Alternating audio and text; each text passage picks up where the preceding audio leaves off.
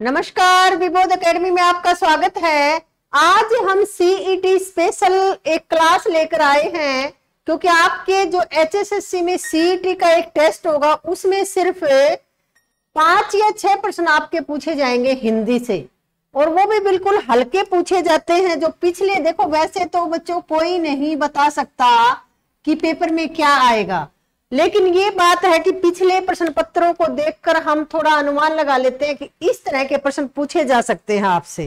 तो उसी तरह की हमने ये क्लास बनाई है आपके लिए सीईटी की। यहां से संभावना है आपके इसी क्लास से ही आ जाएंगे।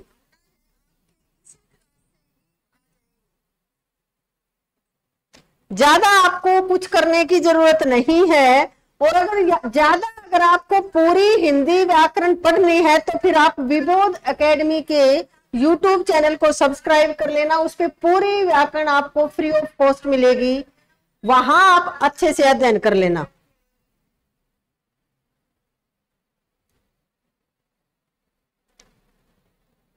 देखो, देखते हैं हम सीईटी में हिंदी से संबंधित क्या पूछा जा सकता है। हिंदी और अंग्रेजी के आपको 5-5 या 6-6 प्रश्न जरूर मिलेंगे, और पिछले प्रश्न पत्रों को देखकर हम चले तो वहां हिंदी साहित्य के प्रश्न भी पूछे जा सकते हैं आपसे, हिंदी व्याकरण के भी पूछे जा सकते हैं। तो दोनों का ही हमें अध्ययन करना है। इसी क्लास में करवा देंगे आपके सारी व्याकरण जो महत्वपूर्ण है वो, और बाकी ये लिटरेचर जो हिंदी साहित्य का पूछा जाता है वो भी। और यदि पूरी व्याकरण आपको करनी है तो आप देखिए विबोध एकेडमी के, आप देखो विबोध एकेडमी, गलत लिख दिया क्या एकेडमी, यहां जाके आप देख सकते हो, पूरी व्याकरण मिलेगी आपको। आप देखते हैं हम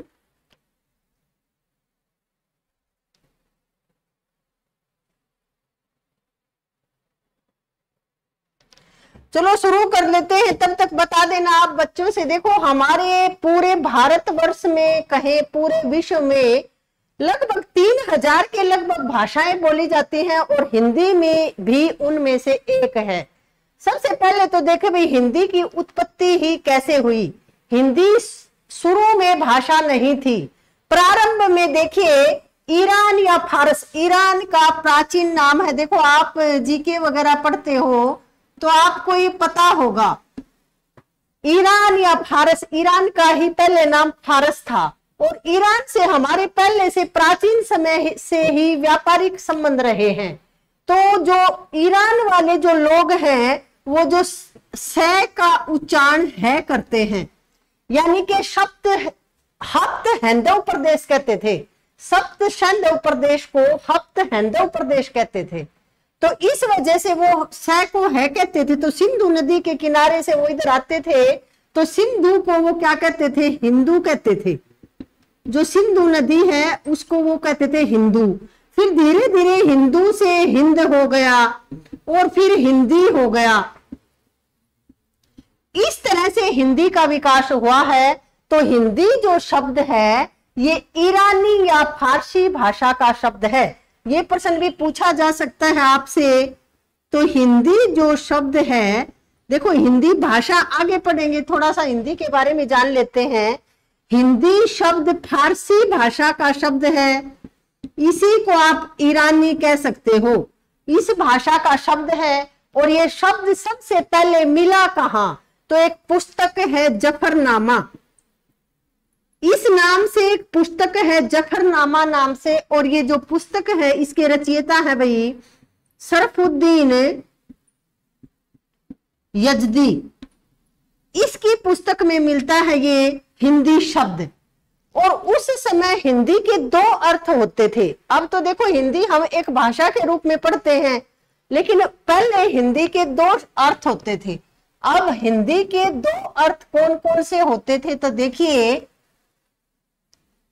हिंदी के अर्थ अगर देखें तो सबसे पहले तो भाई हिंद के निवासी।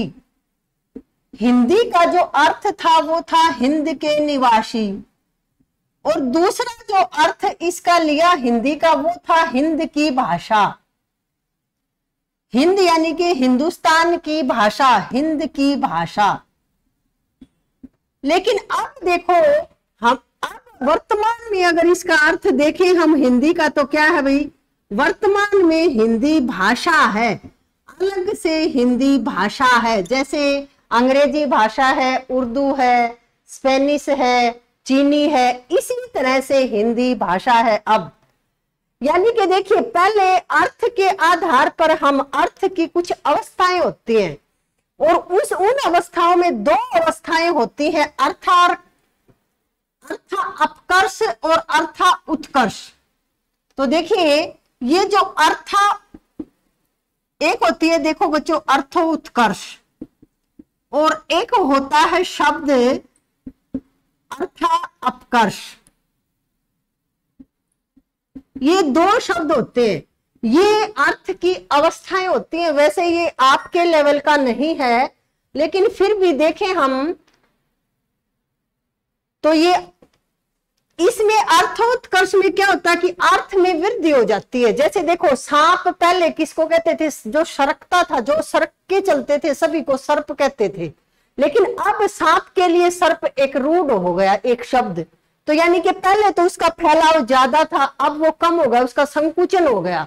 तो इसी तरह से देखो, अपकर्ष हो गया, यानी कि उसका उत्कर्ष होने की बजाय अपकर्ष हो गया। इसी तरह से हिंदी शब्द का भी क्या हो गया, अर्थ अपकर्ष हो गया बच्चों। यानी कि एक अर्थ संकुचित हो गया, क्योंकि हिंद के निवासी को अब हिंदी नहीं कहते, और न ही हिंद की भाषा। हिंद में तो बहुत सी भाषाएं हैं अब वर्तमान में, यदि हम देखें तो ये अर्थ अपकर्ष हो गया। और ये प्रश्न आपके HSSC में ही किसी भर्ती परीक्षा में पूछा गया है।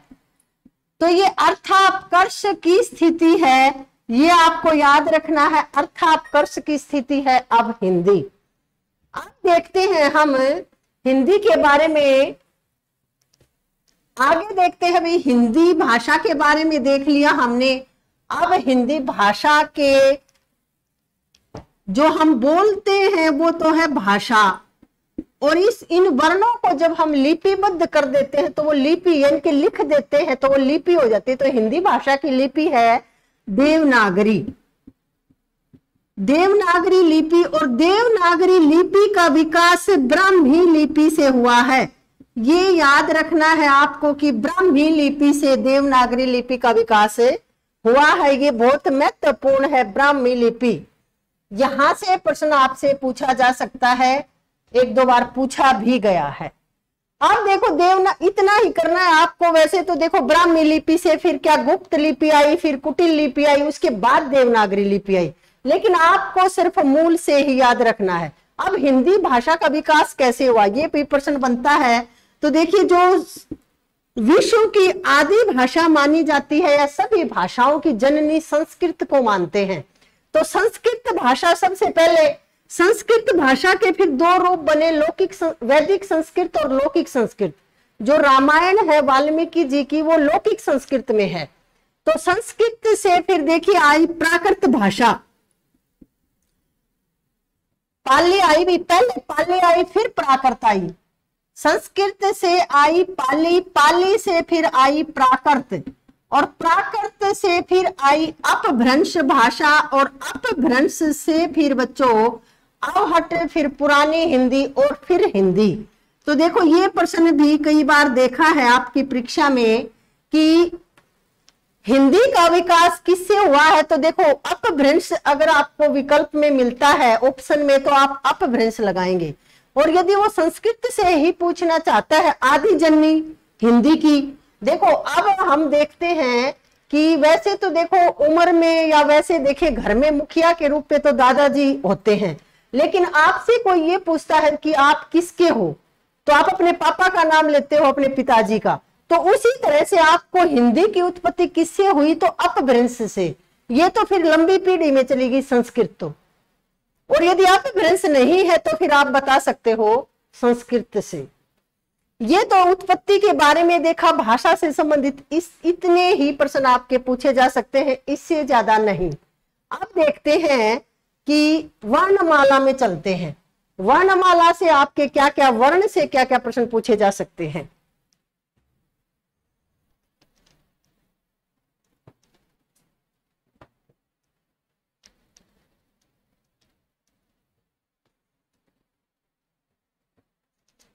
आप देखो वर्णमाला में यदि हम देखें तो यहां से कई प्रश्न पूछने की संभावना है, पूछे गए हैं और विचलित होने की जरूरत नहीं है। देखो बिल्कुल सरल तरीके से आज हम आपको समझाएंगे। देखो वर्णमाला किसे कहते हैं, वर्णों के व्यवस्थित समूह को कहते हैं वर्णमाला। कई बार तो यही पूछा जाता है, वर्णों के व्यवस्थित समूह को वर्णमाला कहते हैं, वर्णों के समूह को नहीं, व्यवस्थित समूह को। अब वर्णमाला में क्या क्या, स्वर और व्यंजन, दो चीजें शामिल होती हैं। वर्णमाला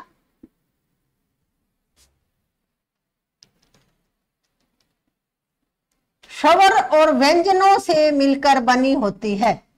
आप देखते हैं कि वर्णमाला में वर्णों की संख्या कितनी होती है, ये कोई प्रश्न बनता है तो मौलिक वर्णमाला में देखो दो तरह से प्रश्न बनेगा। यहां से यदि आपसे पूछा जाए मौलिक वर्णमाला में वर्णों की संख्या कितनी है, तो फिर कितनी बताओगे आप। वर्णों की संख्या यदि पूछी जाएगी तो आप बताओगे भाई 44 वर्ण थे मौलिक वर्णमाला में। जब हमारी, मौलिक का मतलब होता है मूल, यानी कि जब हमने वर्णमाला बिल्कुल प्रारंभ में बनाई उस समय सिर्फ 40 वर्ण थे। दूसरा, अगर यदि हम देखें वर्तमान में कितने हैं, देखो समय के अनुसार परिवर्तन करते रहते हैं चीजों में हम, इसी तरह से जरूरत पड़ती गई और वर्णमाला में भी हम अन्य वर्णों को जोड़ते चले गए। तो वर्तमान में वर्णों की संख्या यदि पूछी जाएगी तो आप 52 बताओगे। अब हम पूरी वर्णमाला लिखते हैं, उनके उच्चारण स्थान देखेंगे और वहां से जो महत्वपूर्ण प्रश्न बनते हैं वो देखेंगे। यहां से ये प्रश्न आपको याद रखने हैं। मौलिक वर्णमाला में वर्णों की संख्या 44 बतानी है और ये 52, दोनों ही प्रश्न आ चुके हैं आपके सामने। आप देखो वर्णमाला में स्वर लिखते हैं पहले और फिर लिखते हैं व्यंजन। देखो वर्णमाला में, हिंदी वर्णमाला में यदि आपसे स्वरों की संख्या पूछी जाए तो 11 बतानी है आपको। सिर्फ 11 स्वर हैं हमारी हिंदी में, ज्यादा नहीं बतानी है। किसी तरह से भी प्रश्न पूछा जाए तो स्वरों की संख्या कितनी बतानी है, हिंदी में 11। अब लिखते हैं वो कौन कौन से हैं। देखिए स्वर आप सब जानते हो, स्वरों के बारे में फिर से लिखते हैं यहां।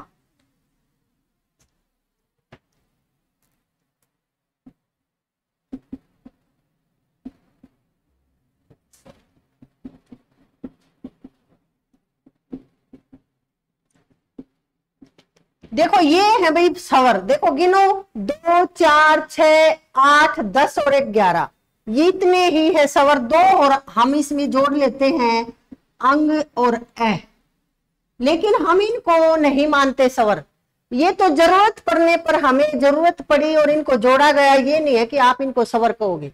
इनके लिए एक अलग से नाम दिया गया है हमारी वर्णमाला में और वो नाम है अयोगवाह। अयोगवाह ऐसा, ये जो अंग और ए है, और ये बहुत महत्वपूर्ण प्रश्न है। ये आपके टेट परीक्षाएं होती है, एचटेट वगैरह, उसमें भी पूछा जाता है, आप लोगों को भी पूछा जाएगा, छोटी परीक्षाओं में भी पूछा जाता है, बड़ी में भी। अयोगवाह अंग और एह का नाम है। और ये देखो यदि आपसे पूछा जाए, एक बार देखो ये नहीं दिया गया और विसर्ग ऐसे लिखा गया, विसर्ग।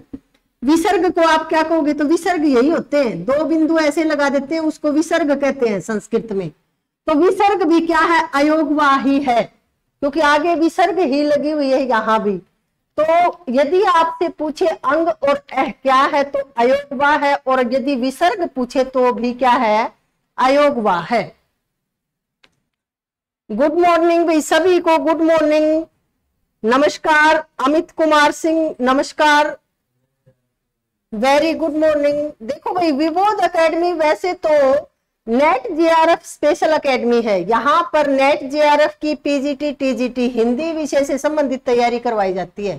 लेकिन हिंदी अब जहां भी पूछी जाती है तो वहां जरूरी है हिंदी, तो वो उसके सीईटी एग्जाम के लिए हमने ये क्लास बनाई है।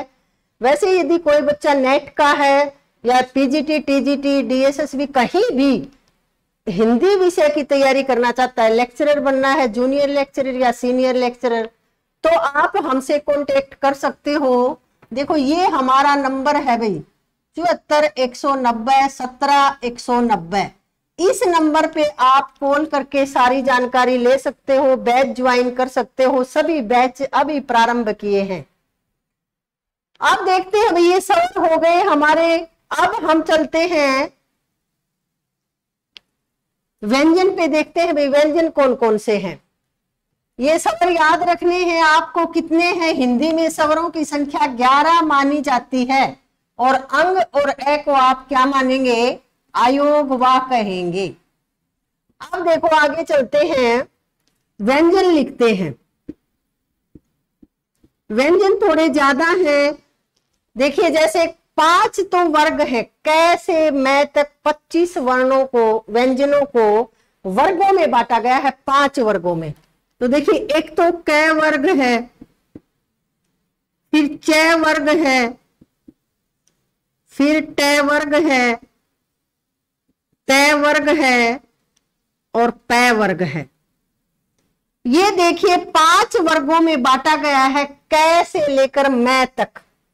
देखो क से लेकर मैं तक इनको 25 स्पर्श व्यंजन बोलते हैं हमारी हिंदी में। तो देखिए क है, क, ख, ग, घ और अंग।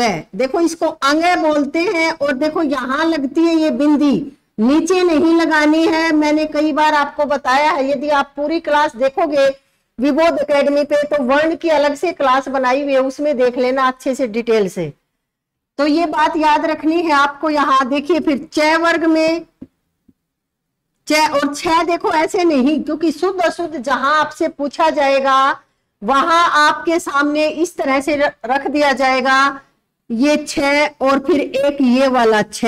शुद्ध कौन सा है? तो ये है, क्योंकि हमारी हिंदी की एक ही विशेषता है खड़ी पाई। खड़ी पाई का प्रयोग हमारी हिंदी में हर वर्ण में दिखेगा आपको। तो यहां देखो थोड़ा सा वैसे आप लिखने में चूक कर देते हो, लिख देते हो, वो कोई बात नहीं, वहां गलती नहीं मानी जाती। लेकिन ये यहाँ जो प्रतियोगिता परीक्षाओं में ये छोटी छोटी गलतियां ही सुधारने के लिए ऐसे प्रश्न आपको दिए जाते हैं। वो देखना चाहते हैं कि आपने पढ़ा कितना है, जानते भी हो कुछ या वैसे ही। तो अब देखो च वर्ग में हम देखेंगे च, छ, ज, झ और ये। अब देखो बच्चों झ ऐसे है, यहां मानक शब्द होते हैं। मानक का मतलब होता है जो मान लिए गए हैं, जो शुद्ध हैं। अब देखो 2 शब्द होते हैं जैसे, और एक तो इस तरह से लिखा है झ, एक देखो इस तरह से लिखा होता है झ। जैसे झाड़ली रेलवे स्टेशन देख लेना, आज भी इसी तरह से लिखा हुआ है। लेकिन ये अमानक शब्द है, इसको मान्यता नहीं है हमारी वर्णमाला में। यदि हिंदी की दृष्टि से देखें तो ये गलत है, ये है मानक, इस तरह से लिखना चाहिए। ये छोटी छोटी बातें बीच में जो बताई जा रही है उनको नोट कर लेना। अब देखो ट वर्ग है, क्योंकि बिल्कुल छोटी छोटी बातें ही आपके पूछी जाएंगी। आप इतने बड़े पेपर में नहीं बैठने वाले कि बिल्कुल डीप आपसे पूछा जाएगा। आपसे तो सिर्फ नॉर्मल ही प्रश्न पूछे जाएंगे। जो यहाँ करवाते हैं ना, ये काफी है आपके लिए। और ज्यादा देखना हो तो फिर आप यहाँ जाके विबोध एकेडमी पे देख लेना, सारी व्याकरण की क्लासेस मिलेंगे आपको। ट वर्ग में देखिए ट है, ठ है, ड है, ढ और ण। देखो नहीं तो ड के कोई बिंदी लगानी है, नहीं ढ के। ये बात भी याद रखनी है, सिर्फ इसी तरह से लिखना है ड और ढ। ये ड है और ये ढ है। शुद्ध अशुद्ध का ध्यान रखना है भाई, क्योंकि आगे हम देखो 2 जोड़ेंगे यहाँ बाद में 52 वर्ण पूरे करने के लिए, तो वहां लगाएंगे बिंदी, इनके यहाँ नहीं लगानी है, वो अलग से है, उनका अलग से नाम है। अब देखो त वर्ग में देखिए आप, जैसे त है, थ है, द, ध और न। और इसी तरह से फिर देखिए आप प वर्ग में यदि हम देखें तो प वर्ग में प है, फ है, ब, भ और मैं। ये देखो भाई, कै से मैं तक हो गए कितने, 25 वर्ण हो गए, व्यंजन हो गए, और इनका नाम है स्पर्श व्यंजन। ये स्पर्श व्यंजन याद रख लेना, कैसे मैं तक 25 होते हैं हिंदी में स्पर्श व्यंजन, क्योंकि पूछा जा सकता है स्पर्श व्यंजन कौन से हैं। अब देखो यहां से देखते हैं कि वर्णमाला में 2 और जोड़े गए वर्ण जरूरत पड़ने पर। आप देखो ये नीचे बिंदी लगानी है, यहाँ एक तो ये जोड़ा गया, इसको बोलते हैं अढ़, और एक जोड़ा गया ढ, इसके भी बिंदी लगाते हैं नीचे। अब इनका अलग से नाम दिया गया, इन दोनों का, ड और ढ का अलग से नाम दिया गया, इनका नाम दिया गया उच्छित्त व्यंजन।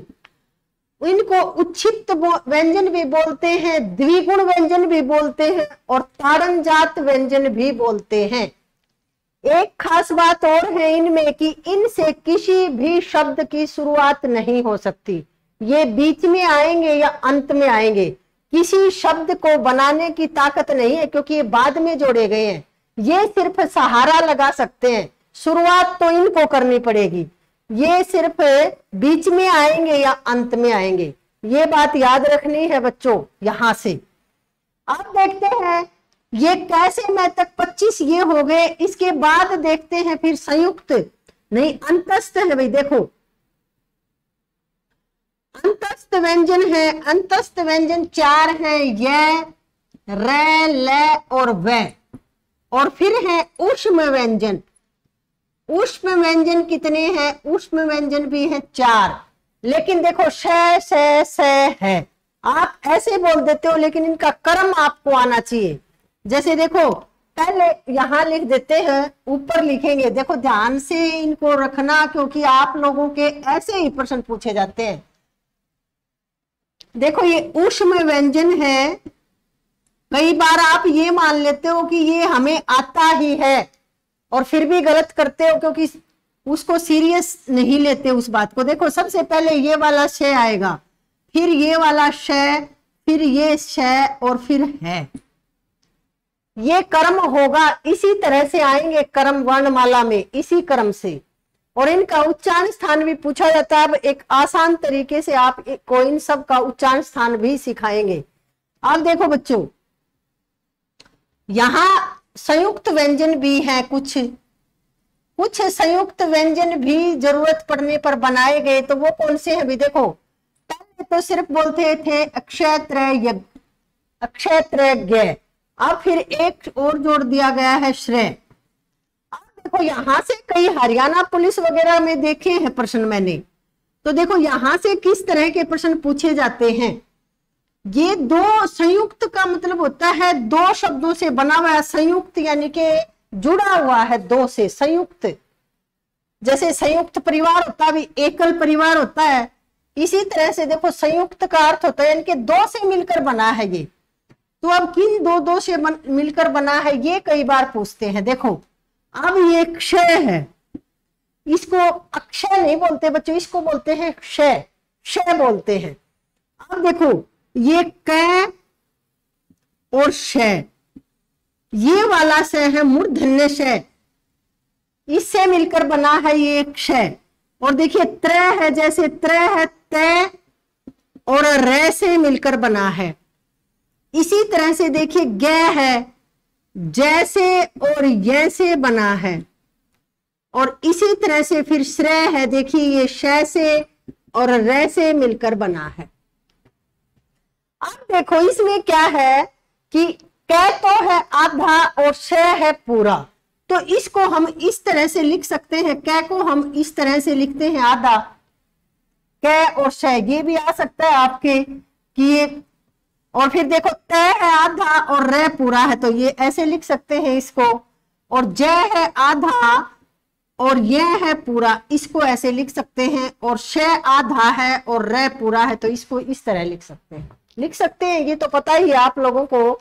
तो ये देखो ये यहां से पूछ लिया जाता है कि क्षय किन 2 वर्णों के योग से बना है, फिर वहां आपके सामने ये श रख दिया जाएगा, ये श रख दिया जाएगा, तो आपको दिक्कत आ सकती है। तो ये याद कर लेना, ये हरियाणा पुलिस वगैरह के कई पेपर में पूछी गई है ये, यहां से ये बातें। आप देखो, देखते हैं आगे इनका उच्चारण स्थान देख लेते हैं, जो सबसे मुश्किल आप लोग बताते हो, लेकिन आज के बाद आपको मुश्किल बिल्कुल नहीं लगेंगे, क्योंकि बिल्कुल आसान है। उच्चारण स्थान भी आपके पूछ लेते हैं।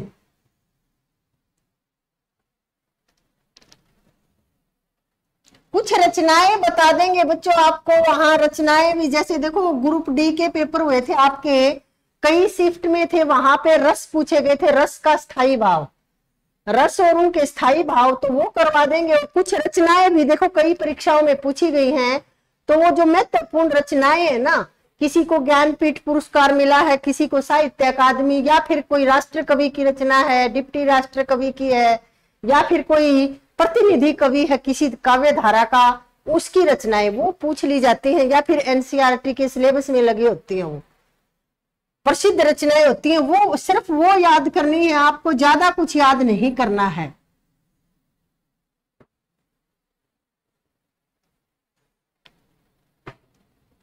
आप देखते हैं भाई, हम उच्चारण स्थान देखते हैं एक बार।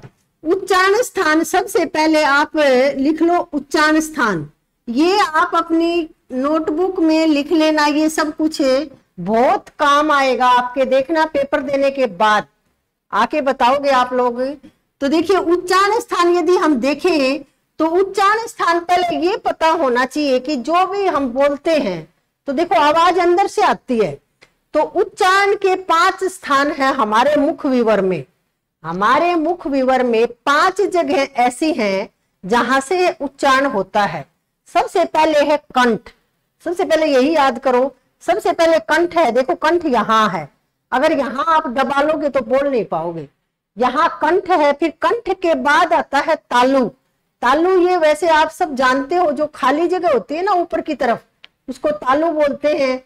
उसके बाद फिर देखिए मूर्धन्य या मूर्धा बोलते हैं, जो कठोर भाग होता है ना दांतों के पीछे, जिसको आप मसूड़े बोलते हैं, उनको हिंदी में बोल देते हैं मूर्धा, तो मूर्धन्य है। फिर उसके बाद दंते, दांत से जो उच्चारण होगा वो दंते, और फिर होठ से होगा वो ओष्ठ है।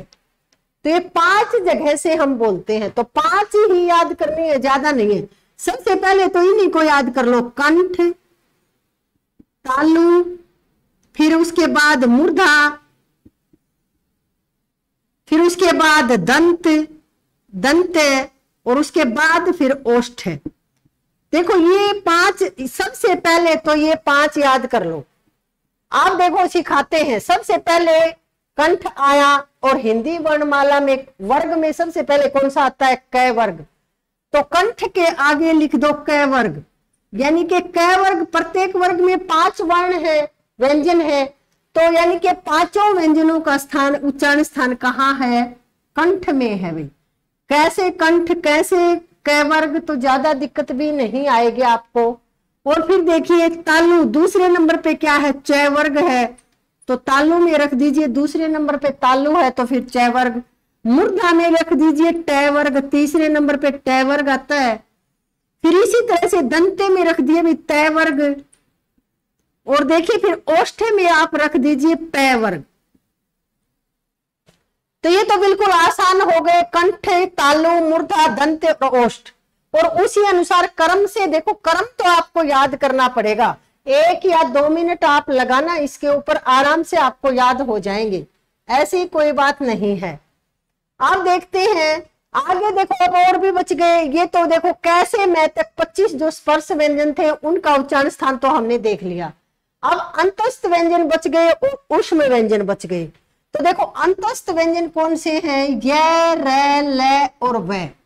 और ऊष्म व्यंजनों का क्रम क्या था? पहले ये वाला श है, फिर ये वाला श, फिर ये, और फिर है। तो आप देखते हैं इसको छोड़ के और यहां से शुरू कर दो। देखो एक ट्रिक है बच्चों, थोड़ी सी आपको लिख के देख लेना, याद हो जाएगी। देखो जो ये यहां से ऐसे लिखना शुरू कर दो, ये एक को छोड़ दो, ऊपर वाले को तालों से शुरू करो, ये, र और ल, व को छोड़ दो। फिर इसी तरह से देखो ये वाला भी यहां से कर दो, श, फिर श और फिर श, और है जो बच गया उसको यहां ऊपर रख दो, सबसे ऊपर क वर्ग में। तो देखो कहां मुश्किल है, अगर आपसे पूछे कि ये वाला श क्या है तो आप आसानी से बता सकते हो कि तालव्य श। और देखो आज से आप बोलना भी इसी तरह। देखो अंग्रेज बहुभाषी होना अच्छी बात है, लेकिन हम हिंदी क्षेत्र के बच्चे हैं सभी। हरियाणा में ऐसा कोई बच्चा नहीं है जो हिंदी से ज्यादा इंग्लिश समझता है, सभी समझते हो हिंदी। और इसको इसी तरीके से बोला करो। और हिंदी और अंग्रेजी दोनों अलग अलग भाषाएं हैं। कोई इंटेलिजेंसी मापने का पैमाना नहीं कि आप इंग्लिश जानते हो तो ज्यादा इंटेलिजेंट हो, ऐसा कुछ नहीं है। भाषाएं हैं, दोनों का अपना अलग महत्व है। अंग्रेजी का अपनी जगह महत्व है, हिंदी का अपनी जगह। तो देखो इसको इस तरह से बोलना करो आज के बाद कि ये तालव्य श है। ये क्या है? ये मूर्धन्य श है और ये दंत श है। और है का उच्चारण स्थान क्या है? कंठ है। लेकिन देखो वैसे अगर देखें हम तो है का उच्चारण स्थान होता है स्वर यंत्र मुखी। एक जगह होती है स्वर यंत्र मुखी। आप यदि मुख खोलते हो अपना मुंह तो आपको नीचे देखो इस तरह से कुछ दिखेगा, उसको काग या कागा बोल देते हैं हमारी हरियाणवी भाषा में। तो वो जो होता है वो होता है स्वर यंत्र। स्वर यंत्र होता है, उससे ही उच्चारण होता है का। तो यदि आपको ये तो मिल जाए तो वेल एंड गुड, बहुत अच्छी बात है, आप इस पे जाना। लेकिन यदि आपको ये नहीं मिलता है तो आप फिर आप कंठ के साथ जाओगे। है का उच्चारण स्थान कंठ है। और देखो एक री का बहुत ज्यादा पूछा जाता है, री का उच्चारण स्थान मूर्धा है।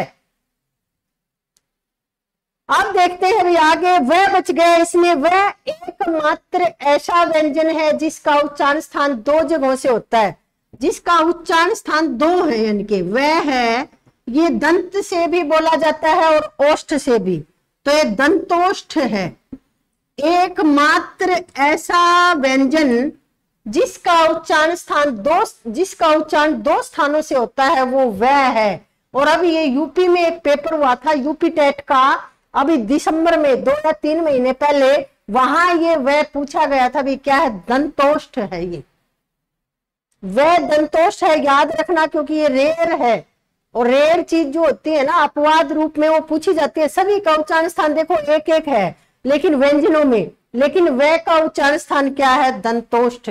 दो स्थानों से है, दंत भी और ओष्ठ भी, तो ये याद रखना है आपको।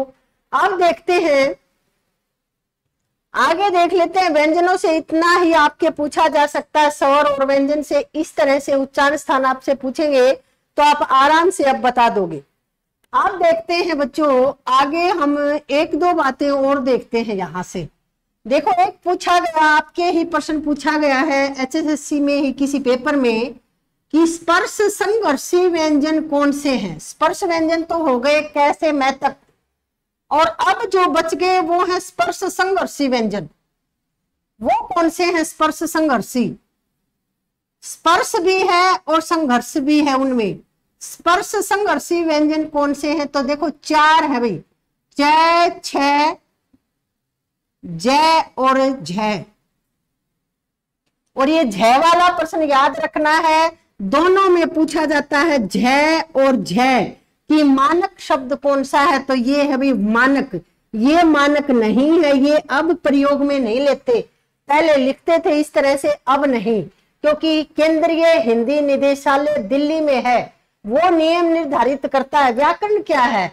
व्याकरण एक शास्त्र है अनुशासन बनाने के लिए। जिस तरह देखो हम कहीं भी अनुशासन बनाने के लिए किसी एक यंत्र का, शास्त्र का प्रयोग करते हैं, वही है व्याकरण भी अंकुश लगाता है हमारे ऊपर कि हम अशुद्धियां नहीं कर सकते अपनी मन मर्जी से। अब देखो देखते हैं आगे वर्तनी। अब ये वर्ण होगा, वर्तनी आती है। अगला जो टॉपिक होता है वो होता है वर्तनी। यदि हम हिंदी नियमानुसार देखें, वर्तनी को आप जो इंग्लिश में स्पेलिंग बोलते हो वो हिंदी में वर्तनी है। वहां से देखते हैं। अब सभी को नमस्ते।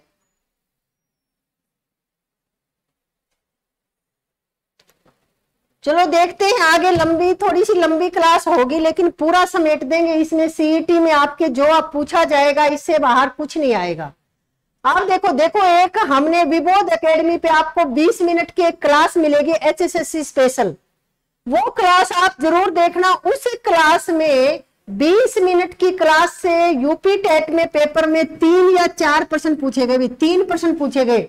वो साहित्य की क्लास है, उसमें रचनाएं है, गोदान पूछा गया, उसमें वाल्मीकि जी की जूठन जो आत्मकथा है वो पूछी गई, उसी से 3 प्रश्न पूछे गए।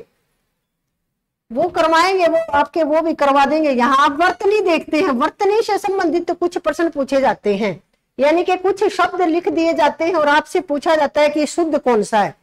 जैसे देखो, बिल्कुल आसान करवाते हैं, क्योंकि ये अब काफी दिन हो गए, अब सबको लिखना आ गया। आशीर्वाद, देखो आशीर्वाद है, ये 2-3 तरह से लिख देंगे आपके सामने।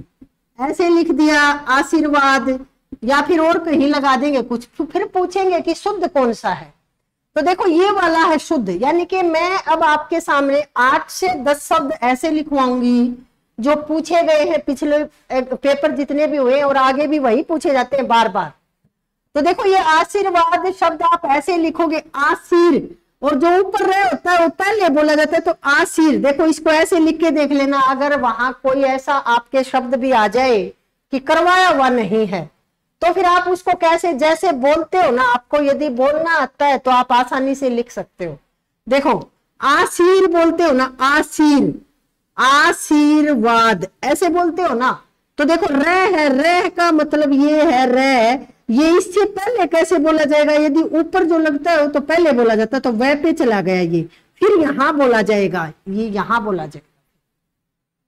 और जो ऊपर रे होता है बच्चों वो होता है आधा, और जो नीचे देखो इस तरह से, जो जैसे देखो ये कर्म है, ये ऊपर जो चला गया ये आधा होता है, लेकिन जो नीचे जैसे लग गया कर्म, ये जो नीचे लगा है ये क्या होता है, ये पूरा होता है। आप इसको इस तरह से याद रखो कि ये जो है ये कमजोर है, अपाहिज है, अपने पैरों पर खड़ा नहीं हो सकता, इसलिए ये क्या मैं के कंधे के ऊपर बैठा हुआ है। लेकिन ये पावरफुल है, ये क, इसमें क आधा है और मैं क्या है, रे पूरा है। अगर हम इसको खोल के लिखेंगे ना, इसको तो लिखेंगे तो ये लिखेंगे हम क पूरा है इसमें, और ये रे आधा है, ये रे और ये मैं। अगर इसको खोल के लिखेंगे हम तो देखो क तो इसमें आधा है और रे पूरा है और फिर मैं, ये अंतर होता है बच्चों। इसमें आगे हम करवाएंगे ये वर्ण विच्छेद में, उसमें फिर हम इस क में से ए को भी निकालेंगे, वो वर्ण विच्छेद भी करवाएंगे जो पूछे जाते हैं आपके। अब हम ये वर्तनी से संबंधित लिखते हैं कुछ 5-10 शब्द जो महत्वपूर्ण है।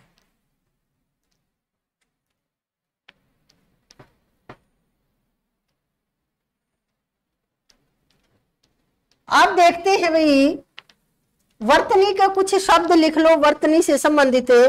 जैसे देखो ये शब्द वर्तनी बोलते हैं बच्चों, इसको शुद्ध अशुद्ध बोल देते हो आप, वैसे हिंदी में बोलते हैं इसको वर्तनी। अब देखो एक शब्द आप बोलते हो कई बार अनाधिकार, वो गलत बोलते हो आप।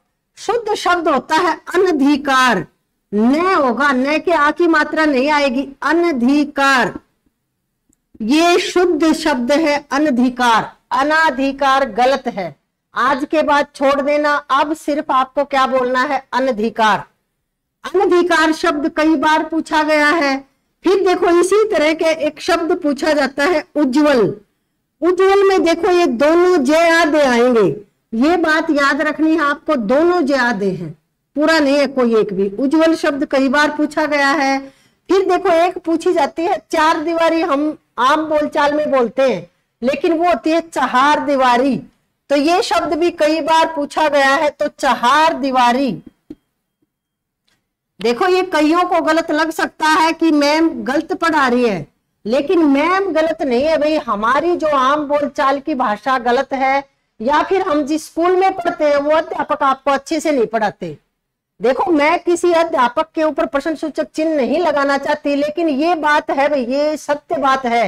हिंदी के बहुत से ऐसे अध्यापक आपको मिलेंगे जिनको खुद ही शुद्धता का ज्ञान नहीं है, वो आपको कैसे करवाएंगे। ये देख लेना अनाधिकार बोलते हैं वो खुद और लिखते भी हैं। ये देख लेना चहार दीवारी, ये कहेंगे ये तो कोई शब्द ही नहीं होता, लेकिन ये कम से कम एचटेट में आप पिछले पेपर उठा के देखना, लगातार 10 सालों तक इस शब्द ने आधिपत्य जमा रखा है एचएसएससी पे। तो ये शब्द पूछा जाता है। उसके बाद देखो एक शब्द पूछते हैं अभी, ज्योत्सना।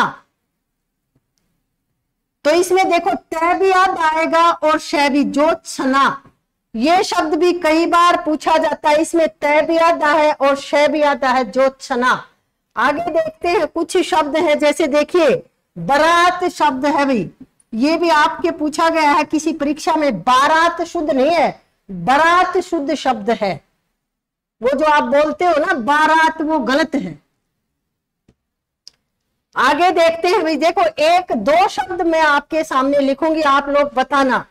एक शब्द मैंने लिखा देखो प्रमाणिक, और एक शब्द लिखा भाई प्रामाणिक। तो आप लोग बताओ जरा कमेंट्स करके, बड़े भी जुड़े हैं छोटे भी, कि कौन सा शुद्ध है इसमें, ये पहले वाला शुद्ध है या दूसरे वाला। फिर देखते हैं दो शब्द मैं आपके सामने और लिखती हूं, व्यवहारिक, और एक शब्द लिखती हूं मैं व्यावहारिक। अब इनमें भी आप बताइए ये वाला ठीक है या ये वाला। तो आपकी परीक्षा है, ये बताइए आप कितना पढ़ते हो, कितना क्या करते हो, बताइए जी। आप सुरेंद्र जी आप बताइए, आपसे रिक्वेस्ट है, ये इनमें से कौन सा ठीक माने प्रामाणिक और व्यवहारिक में, बताइए। आप हमें देख रहे हो तो जरूर बताइए।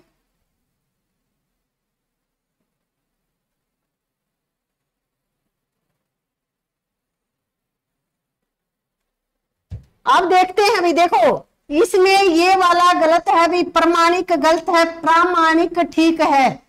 इसको हटा देते हैं बिल्कुल, क्योंकि लिखा रह गया तो आप फिर गलत कर सकते हो। और ऐसे ही इसमें भी व्यावहारिक ठीक है। देखो बच्चों, व्यवहार में इक प्रत्यय जुड़ने से बना क्या, व्यवहारिक, व्यावहारिक। यहां दीर्घ हो जाता है इक प्रत्यय जुड़ने से। ये शब्द कई बार पूछे गए हैं इस तरह के। आप देखो मिठाइयां और दवाइयां दोनों शब्द पूछे जाते हैं। और दवाइयां जितनी भी आपको दवाइयों की दुकान मिलेंगी, जो मेडिकल स्टोर होते हैं, सब जगह दवाइयां गलत लिखा हुआ है। पता नहीं क्यों शुद्ध नहीं करते और कैसे निकम्मे बैठे हैं आज तक। वहां देखो दवाइयां ऐसे, देखो ऐसे लिखा हुआ, देखोगे आप, चाहे वो डॉक्टर की दुकान है, मेडिकल स्टोर, बड़े बड़े हॉस्पिटलों में आप जाओगे वहां भी ये गलत है, बिल्कुल अशुद्ध है। ये कई बार पूछा गया है। शुद्ध शब्द है दवाइयां, छोटी ही आएगी, क्योंकि जहां आप पुल्लिंग बनाते हो ना, बहुवचन जहां बनाते हो, वहां छोटी हो जाती है ई हमेशा। कोई एक आध रेयर केस होता, इसी तरह मिठाइयां में भी छोटी आएगी।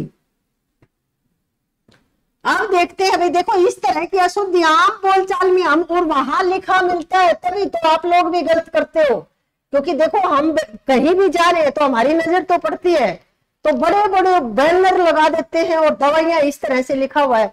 अब देखो एक देखेंगे, उधर एक घर बना हुआ है, बहुत अच्छा घर बना हुआ है, उसके ऊपर देखो इस तरह से मंजू भवन है, वो कुंज भवन है, वो कुंज। और देखो वो कुंज ऐसे लिख दिया, कुंज भवन। घर तो बहुत सुंदर है भाई, लेकिन आप ये तो गलत लिख दिया, ये गलत हो गया। क्या इतने अच्छे सुंदर घर का क्या करोगे आप, आपको पता ही नहीं। क्योंकि ये जो बिंदी होती है, इस तरह लिखते हो आप, ये बिंदी जो यहाँ लगी होती है, अनुस्वार जिसको आप बोलते हो, इसका कुछ मतलब है। ये नहीं कि आप न लगा दोगे हर जगह, आधा न आधा मैं लगा दोगे। इसका नियम है, व्याकरण में इसका अपना एक नियम है। अब देखो नियम क्या है वो देखते हैं अभी। देखो नियम ये कहता है कि जो ये आपको यहाँ जो दिखेगी, उससे आगे जो अक्षर वर्ण आपको दिखेगा, तो जय है इसमें, जय का जो पंचम वर्ण होगा, जय का पंचम वर्ण यहाँ बीच में आएगा, यानी कि कु है। और फिर इसका पंचम वर्ण क्या है, च, छ, जय, झय, य। तो ये वाला आधा आएगा और फिर जय, तो ये शुद्ध है। इसी तरह से मंजू, देखिए आप गलत लिखते हो मंजू, या तो फिर आप इस तरह से लिख दीजिए। क्योंकि श्याम सुंदर दास जी हमारे हिंदी में हुए, उन्होंने कहा है कि आधे पंचम अक्षर की जगह अनुस्वार का प्रयोग कर दो, और ये मान्य भी है हमारी हिंदी में। तो आप यदि आपको पता नहीं है कि यहाँ क्या आएगा, तो आप इस तरह से लिख दीजिए, फिर ये शुद्ध है बिल्कुल। यदि आपको खोल के लिखना है इसमें, तो फिर आप वही इस तरह से लिखोगे। ये भी आपको याद रखना है, क्योंकि ये 4 शब्द दे दिए जाएंगे आपके सामने और पूछा जाएगा, जिसमें से ये भी एक मिलेगा कुंज, कि कौन सा शुद्ध है, और फिर आप इसके लगा दोगे तो गलत हो जाएगा, क्योंकि शुद्ध तो ये है। इसी तरह से देखिए मंजू में भी यही शुद्ध है। आगे देखते हैं हम अब और वर्तनी वाले शब्द जो पूछे जाते हैं। देखो ये शुद्ध अशुद्ध का ही है, ये भी मंजू कुंज ये लिख लेना। आगे देखते हैं भाई,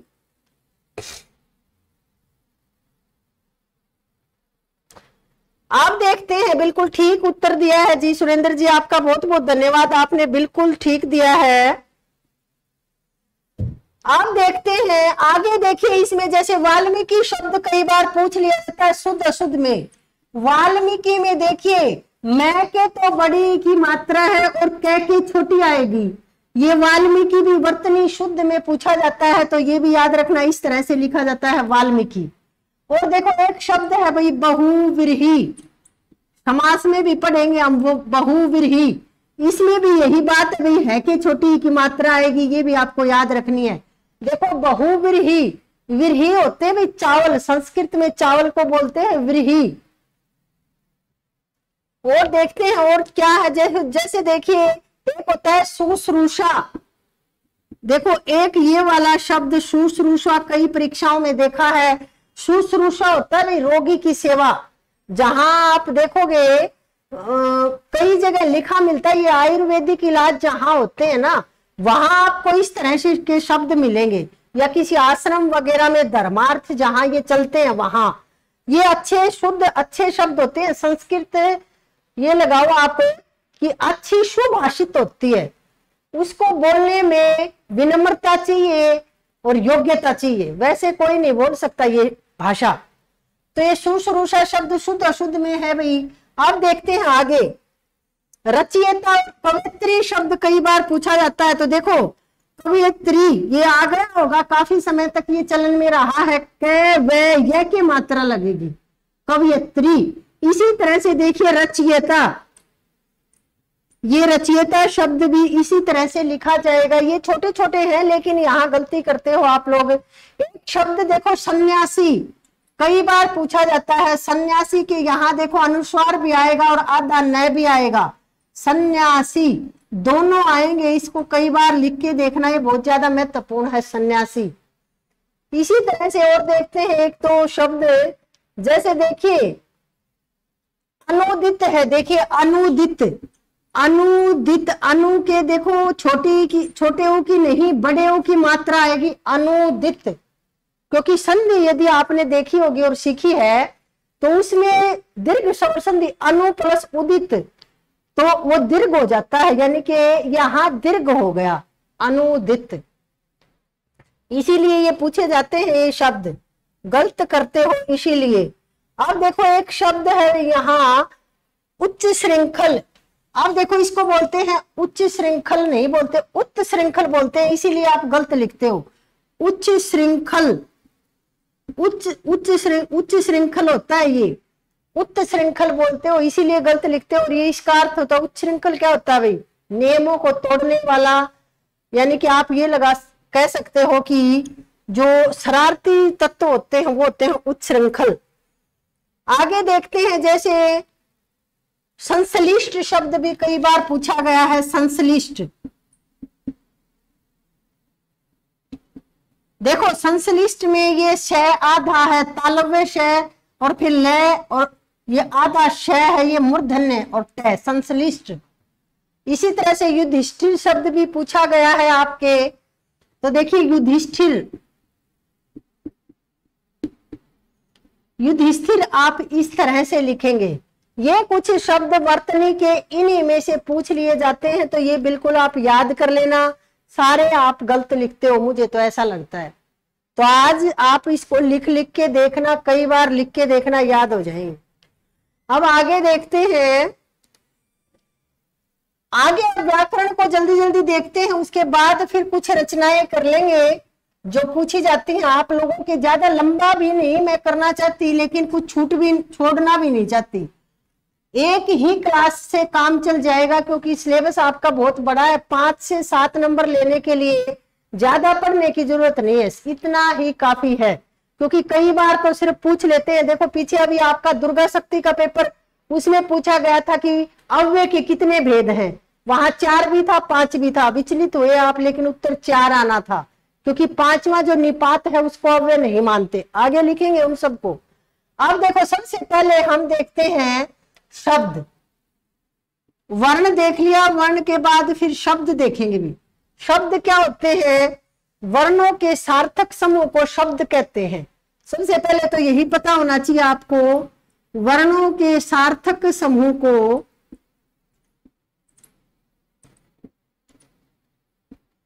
शब्द कहते हैं। वर्णों के सार्थक समूह को, सार्थक होना चाहिए। शब्द की 2 विशेषताएं होती है, देखो एक तो याद रखनी है आपको, क्या? सार्थक।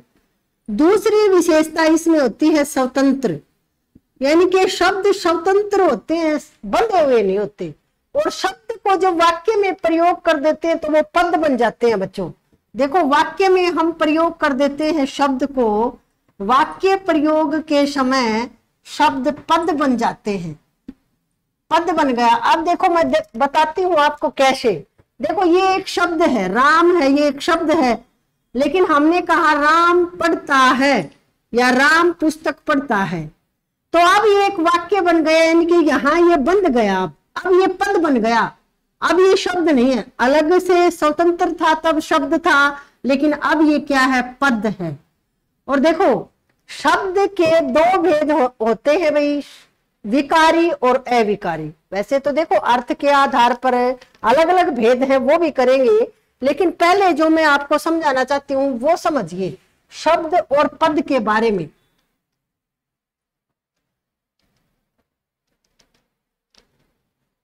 देखो शब्द के भेद जो हम करेंगे, वो भेद किए हमने विकारी शब्द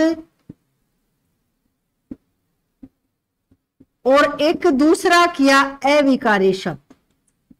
जो आपके परीक्षा उपयोगी है वही करवाया जाता है। अगर आपको बिल्कुल गंभीरता से अध्ययन करना है, पूरी व्याकरण सीखनी है, तो आप विबोध एकेडमी के यूट्यूब चैनल पे जाके सीख लेना।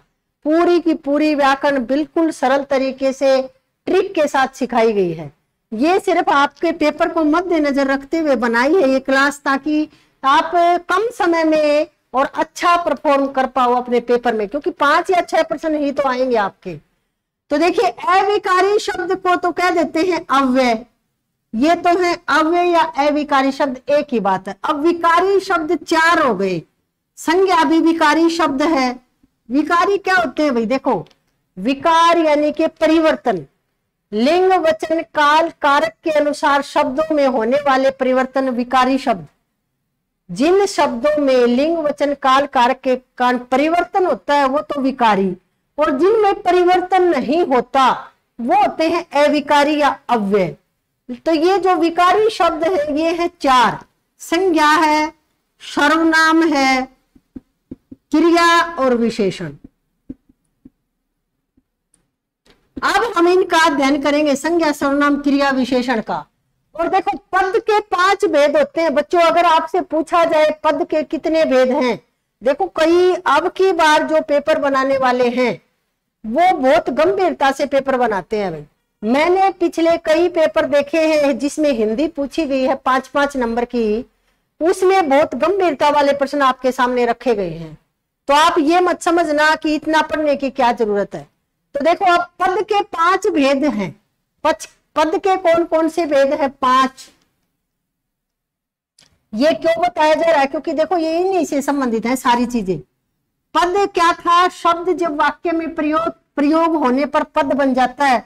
और पद के भेद हो गए कौन से? संज्ञा है, सर्वनाम है, क्रिया है, विशेषण है, और क्या है? अव्यय। इसमें देखो इन दोनों को समाहित कर लिया, पद ने इन दोनों को समाहित कर लिया। पद के भेद कितने हो गए? 5 हो गए, संज्ञा सर्वनाम क्रिया विशेषण और अव्यय। और इसके विकारी शब्द कितने थे? 4 थे, संज्ञा सर्वनाम क्रिया और विशेषण, क्योंकि अविकारी या अव्यय शब्द तो अलग से है यहाँ। अब इनको पढ़ेंगे हम, पहले देखेंगे संज्ञा, फिर सर्वनाम, फिर क्रिया, फिर विशेषण, फिर अव्यय। अब देखो इनमें से वही छोटी छोटी बातें देखेंगे, ये नहीं है कि पूरा टॉपिक करेंगे, बिल्कुल जो पूछा जाता है मेन, इसके भेद संख्या जो पूछी जाती है वो, बस इतना ही। और कुछ जो याद आपको करनी है वो ट्रिक से मैं बता दूंगी, उस तरह से आप जुगाड़ बिड़ा के अपना उत्तर ठीक कर लोगे। संधि देखना आपको आखिर में करवाऊंगी, ऐसी करवाऊंगी, एक संधि का पक्का प्रश्न आएगा आपके, बिल्कुल गलत नहीं होगा, आपकी बार देख लेना। ट्रिक बताऊंगी क्योंकि आपको संधि तो बड़े बड़ों को नहीं आती भी, और आप लोगों को कम से कम 3 दिन चाहिए संधि को सीखने के लिए, इतना समय आप लोगों के पास नहीं है। तो मैंने सिर्फ ट्रिक बताई है और कुछ शब्द लिखवाऊंगी आपके सामने, वहीं से आपसे पूछा जाएगा और बाहर से कुछ नहीं आएगा। अब देखते हैं संज्ञा, देखते हैं संज्ञा से।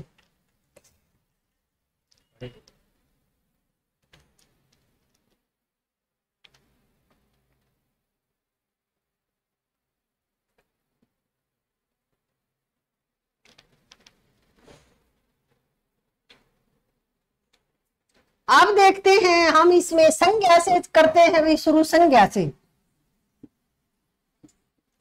संज्ञा क्या है आप सबको पता है भी। संज्ञा क्या है? किसी वस्तु, व्यक्ति, स्थान या भाव आदि के नाम को संज्ञा कहते हैं। बच्चे नहीं हो, शुरू से तीसरी चौथी क्लास से आप रटते हुए आ रहे हो, आपको पता है। तो अब देखते हैं हम संज्ञा के भेद, आपसे पूछा जाता है और वहां आप गलती करते हो। आपको भेद 3 बताने हैं भाई, 5 भी आपको लिखा मिलेगा, वो बिल्कुल नहीं बताने हैं। अगर आपका HSSC गलत मानता है तो फिर हम देखेंगे, क्योंकि हम हिंदी पढ़ी है, हमने शुरू से पढ़ाई भी है।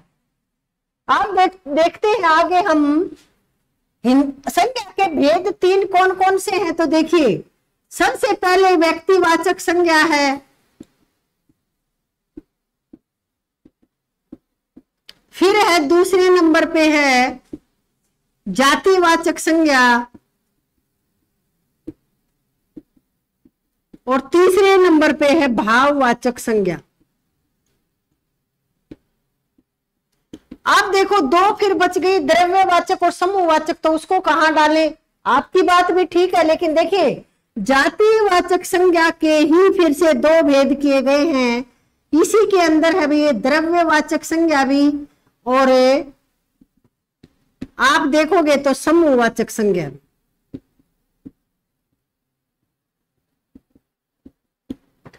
ये जातिवाचक संज्ञा के ही भेद है, कोई अलग से भेद नहीं है, ये बात आपको याद रखनी है। अब देखो व्यक्तिवाचक संज्ञाएं तो कौन सी होती है? कोई नाम है, किसी व्यक्ति का है, स्थान का, जगह का कोई नाम है। कोई नाम है राम, श्याम, दिल्ली, दादरी, कोई भी नाम है, वो क्या है? संज्ञा, व्यक्तिवाचक संज्ञा है। व्यक्तिवाचक संज्ञा है। जातिवाचक संज्ञा है, देखो इसमें जैसे हमने देखा गंगा नदी है या हिमालय पर्वत है, ये क्या है? नाम है, एक ही है ना गंगा नदी, 2 तो नहीं है ना, तो एक है ये, यानी कि गंगा एक नदी है, एक का नाम है गंगा, ये व्यक्तिवाचक संज्ञा में। लेकिन ये नदी है, यदि नदी लिख दिया तो फिर ये जातिवाचक बन जाएगा, क्योंकि नदियां बहुत है। ये एक समूह, यानी कि आप ये लगाओ एक जाति का बोध करवाती है फिर नदी। इसी तरह से पर्वत लिख दिया, हिमालय लिख दिया तो व्यक्तिवाचक संज्ञा है, लेकिन यदि लिख दिया पर्वत तो फिर वो क्या है? जातिवाचक संज्ञा है। समझ गए होगे आप जो भी आपको बताया जा रहा है। और देखो फिर आगे भाववाचक में तो आपको भाव दिखेगा भाई, यानी कि कोई चीज आपको दिखाई नहीं देगी, सिर्फ महसूस होगी। ये बात आपको याद रखनी है कि कोई चीज आपको इन स्थूल आंखों से दिखाई नहीं देगी, वो सूक्ष्मता है उसके अंदर जो हम सिर्फ महसूस कर सकते हैं, देख नहीं सकते। वो यानी कि बता नहीं सकते, उसको लिख नहीं सकते, बयान नहीं कर सकते, सिर्फ महसूस कर सकते हैं, वो भाव है। अब देखो यहां से 1-2 प्रश्न जैसे पूछे जाते हैं। देखो जैसे पूछा गया है द्रव्यवाचक संज्ञा में क्या है भाई? द्रव्य, सोना, चांदी, जितनी भी धातुएं हैं इनमें से, क्योंकि ये देखो यही प्रश्न आपके पूछे जाएंगे और फिर वो आपको कठिन लगेंगे अलग से। देखो कोई भी आपके सामने धातु रख दी जाए, धातु यानी कि सोना है, चांदी है, तांबा है, कुछ भी है, वो क्या है? सभी धातुएं द्रव्यवाचक हैं। सभी धातुओं को पिघलाया जा सकता है, द्रव्यवाचक की संज्ञा में रखते हैं सभी धातुओं। आगे देखते हैं अगला, जैसे समूह में क्या रखेंगे फिर। देखिए लकड़ी क्या है, आप बताइए। लकड़ी शब्द एक बार पूछा गया है, जेबीटी एचटेट में प्रश्न पूछा गया है, लकड़ी को भी हम द्रव्यवाचक में ही रखेंगे। आप देखो इसमें क्या रखेंगे, वर्ग है, जैसे कोई टीम है, वर्ग है, समूह, कोई भी समूह है इकट्ठा हो गया, जैसे देखो सभा है, समिति है, सभा है, समिति है, या फिर आप देखिए पुलिस है, सेना है, पुलिस है, सेना है, ये सब क्या है, समूहवाचक संज्ञा में रखेंगे। आपके सामने एक रखा जाएगा और पूछा जाएगा कि ये कौन सी संज्ञा है, तो फिर आपको वहां समूहवाचक संज्ञा देनी है। अगर समूहवाचक संज्ञा नहीं है विकल्प में, देखो यहां गेम खेला जाता है आपके साथ, क्योंकि पूछा जाता है कि सभा कौन सी संज्ञा है, और विकल्प में आपके सामने समूहवाचक है ही नहीं, फिर आप कौन सा लगाओगे, आपके सामने जातिवाचक मिलेगा फिर आपको, क्योंकि ये जातिवाचक का ही भेद है। यदि आपसे कोई नाम पूछता है आपके पिताजी का, अगर आप वो आपके पिताजी को नहीं जानता तो फिर आप अपने दादाजी का नाम लेते हो ना, तो वही बात है। अगर ये नहीं है तो इसका संबंध फिर इससे है, फिर आप इसके साथ जाओगे, लेकिन प्रेफरेंस इसको दोगे। यदि ये है तो उसके बाद ये नहीं बतानी है, फिर गलत हो जाएगा। अगर ये है और फिर आपने ये बता दिया तो गलत हो जाएगा बिल्कुल आपका। आप देखते हैं आगे, ये समझ आ गया होगा आपको। अब देखो भाववाचक में क्या रखोगे बच्चों, जैसे देखो भाववाचक में क्रोध है भाई, क्रोध को क्या आप देख सकते हो कैसा है, वो नहीं देख सकते ना, आपके हाव भाव से हम अनुमान लगा लेते हैं। आप खुश हो तो पता लग जाता है कि आप खुश हो, आज दुखी हो तो पता लग जाता है दुख, क्यों, क्योंकि आपके हाव भाव से जो मन, यहां जो आपके मन में जो चलता है ना वो चेहरे पे दिखता है। जैसे क्रोध है, मिठास है, यौवन है, देखिए कई बार पूछा गया शब्द है यौवन। इसी तरह से देखिए कालीमा है, ये भी कई बार पूछा गया है। तो ये ऐसे शब्द हैं बच्चों जो भाव को भाववाचक संज्ञा के अंतर्गत आप रखोगे, ये पूछे गए। ये संज्ञा का सिर्फ इतना ही करेंगे। आगे देखते हैं, अब सर्वनाम पे चलते हैं। यहीं से पूछ लिया जाएगा, ज्यादा कुछ नहीं पूछा जाता।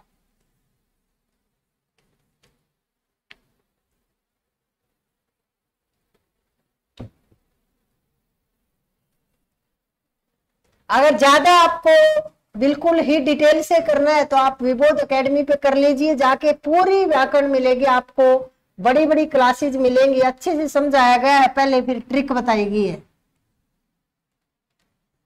और नेट जेआरएफ के लिए, टीजीटी पीजीटी के लिए आप तैयारी करना चाहते हो हिंदी विषय से संबंधित, तो आप प्रत्येक पेपर चाहे वो किसी भी स्टेट का है, नेट जेआरएफ स्पेशल एकेडमी है, ये हिंदी विषय से संबंधित नेट जेआरएफ है, असिस्टेंट प्रोफेसर है, KVS, NVS, TGT, PGT, DSSB की कहीं भी की भी आप तैयारी कर रहे हो, राजस्थान की फर्स्ट ग्रेड, सेकंड ग्रेड की, तो यहाँ संपूर्ण अध्ययन करवाया जाता है विबोध एकेडमी पे। तो आप इस नंबर पे संपर्क करके पूरी जानकारी ले सकते हो, हमारा कोर्स ज्वाइन कर सकते हो। और अब तो एक विशेष छूट दी गई है कुछ समय के लिए, आप जरूर लाभ उठाना। अब देखते हैं सर्वनाम क्या है, यहां से भी प्रश्न पूछा जाएगा। देखो सर्वनाम का शाब्दिक अर्थ आपके पूछा गया है एक पेपर में। सर्वनाम का शाब्दिक अर्थ क्या है भाई, सर्व यानी कि सब, नाम यानी कि नाम, सब का नाम। ये आपके एचएसएससी में पूछा गया है शाब्दिक अर्थ। सर्वनाम का शाब्दिक अर्थ है सब का नाम। अगर देखो व्याकरणिक दृष्टि से देखें सर्वनाम की परिभाषा तो क्या है, संज्ञा या सर्वनाम के स्थान पर प्रयुक्त होने वाले शब्द सर्वनाम हैं। यानी कि संज्ञा और सर्वनाम ना, संज्ञा के स्थान पर प्रयुक्त होने वाले शब्द सर्वनाम हैं। संज्ञा देखो जैसे राम है, संज्ञा है, सीता है, गीता है, ये संज्ञा है। लेकिन इनके स्थान पर जैसे वह है, यह है, ये शब्द प्रयोग कर दिए तो ये क्या बन गए, ये सर्वनाम हो गए भी, ये क्या थी, संज्ञा थी, ये सर्वनाम हो गए। अब देखिए सर्वनाम के भेद, सीधी सीधी संख्या पूछी जाती है आपसे।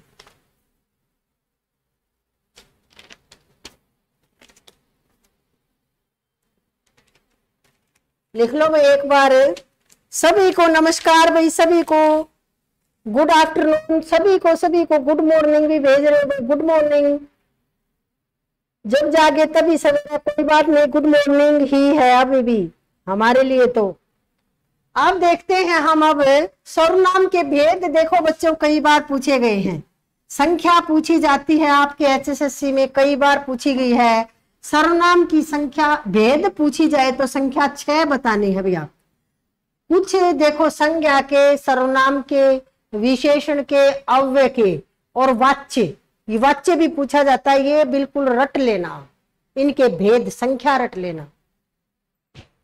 6 भेद है भाई, कौन कौन से हैं वो 6 भेद देखते हैं एक बार। जैसे देखिए सबसे पहला है भाई पुरुषवाचक, पुरुषवाचक सर्वनाम। अब पुरुषवाचक सर्वनाम से प्रश्न एक बार पूछा गया है, एक बार क्या कई बार पूछे गए हैं, बड़ी परीक्षाओं में भी पूछे गए हैं। इसको 3 भागों में बांट दिया, उत्तम, मध्यम और अन्य। उत्तम पुरुष, मध्यम पुरुष और अन्य पुरुष। तो थोड़ा देख लेते हैं, ज्यादा नहीं। जैसे देखो उत्तम पुरुष है एक, तो एक है मध्यम पुरुष और एक है अन्य पुरुष। आप देखते हैं इसमें उत्तम पुरुष में, तो देखो मैं एक बात आपको सुनना, मुझे, मैं आपके सामने बोल रही हूं, आप सुन रहे हो, मैं तो क्या हूं, उत्तम पुरुष। मैंने बोला, आपने सुना, आप क्या हो, मध्यम पुरुष। और यदि किसी हम अन्य की बातें कर रहे हैं तो वो अन्य हो गया। तो देखो जैसे मैं से शुरू होने वाले जो भी शब्द हैं, जैसे मैं है, हम है, हमने है, हमारा है, ये सब क्या है भाई, उत्तम पुरुष में आएंगे। तो इस तरह आपसे पूछा जाएगा भाई मैं क्या है, मध्यम पुरुष है, उत्तम पुरुष है, अन्य पुरुष, तो आप बताओगे क्या है, उत्तम पुरुष। मध्यम में देखिए तू है, तुम है, तुम्हें है, तुम्हारा है, ये शब्द क्या है, ये उत्तम मध्यम में आएंगे। और अन्य में जैसे यह है, वह है, ये, वे, ये शब्द क्या आएंगे भाई, किसमें, अन्य में चले जाएंगे, अन्य में। यहां से प्रश्न पूछे जाते हैं, इनको याद रख लेना। दूसरा भेद देखते हैं, ये सर्वनाम का पहला भेद था।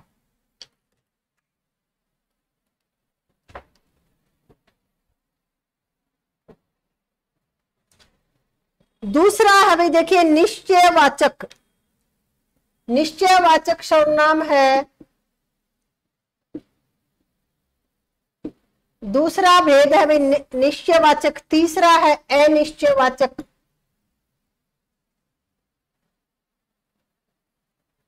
चौथा फिर भेद है इसका, यह है भाई संबंधवाचक।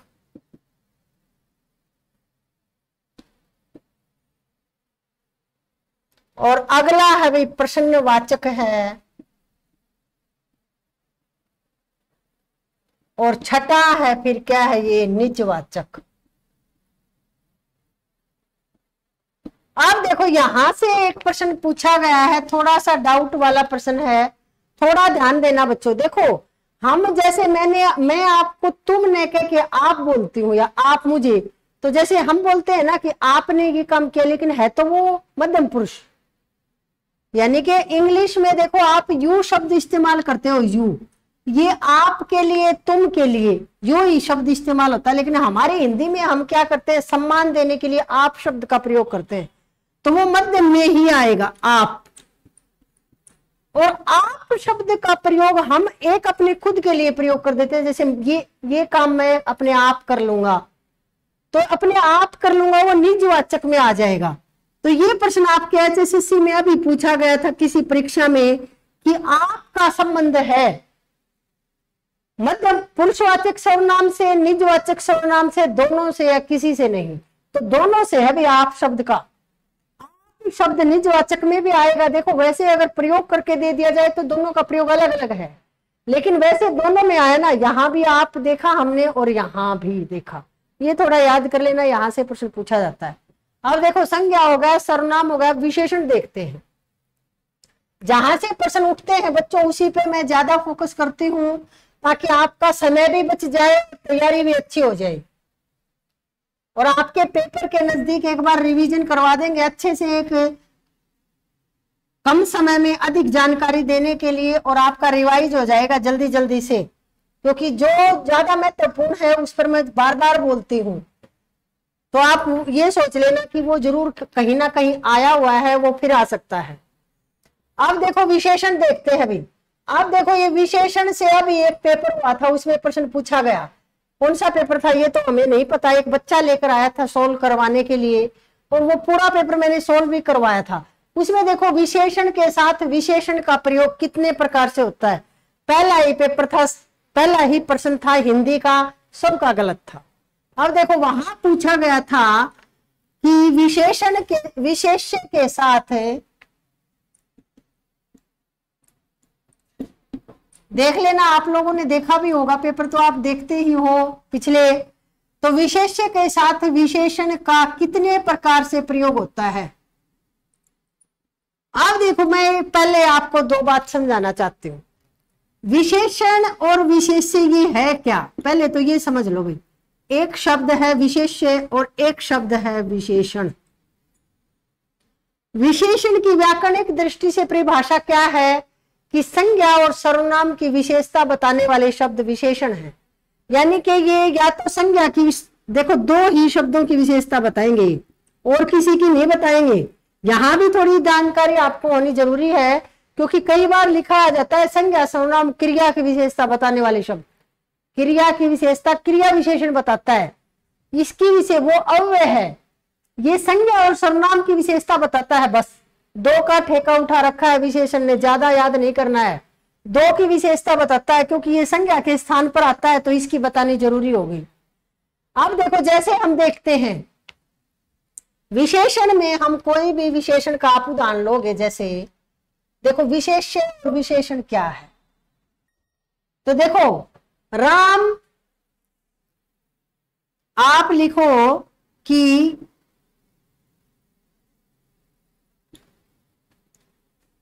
राम बहुत बुद्धिमान है। आपने लिखा बच्चों, देखो ये। अब आप यहां कौन लगा के देखो, कौन बुद्धिमान है यहां, राम। राम की विशेषता क्या है, राम की विशेषता क्या है कि वो बुद्धिमान है। तो विशेषण विशेष्य देखते हैं इसमें। देखो अब बुद्धिमान है, विशेषता तो क्या है, बुद्धिमान है, तो विशेषता बताने वाला तो क्या है, विशेषण। ये तो क्या है भाई, विशेषण है, ये तो विशेषण है बच्चों। और राम क्या है, विशेष्य है, जिसकी विशेषता बताई जाती है वो क्या है, विशेष्य है। तो ये विशेष्य विशेषण वाला समझ में आया।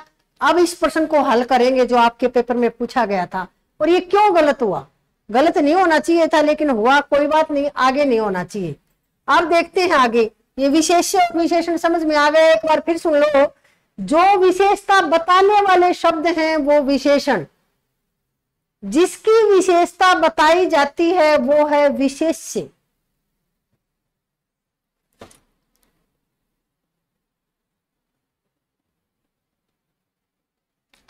तो अब याद हो गया भाई। अब देखो विशेष्य और विशेषण का पता चल गया। अब देखते हैं विशेषण के भेद। विशेषण के भेद कितने हैं, देखो यहां से प्रश्न पूछा गया आपके, और विशेषण के भेद होते हैं भाई 4। विशेषण के 4 भेद होते हैं। कौन कौन से होते हैं, देखिए सबसे पहले होता है कालवाचक विशेषण। दूसरा होता है फिर क्या, स्थानवाचक विशेषण। तीसरा फिर होता है भाई रीतिवाचक।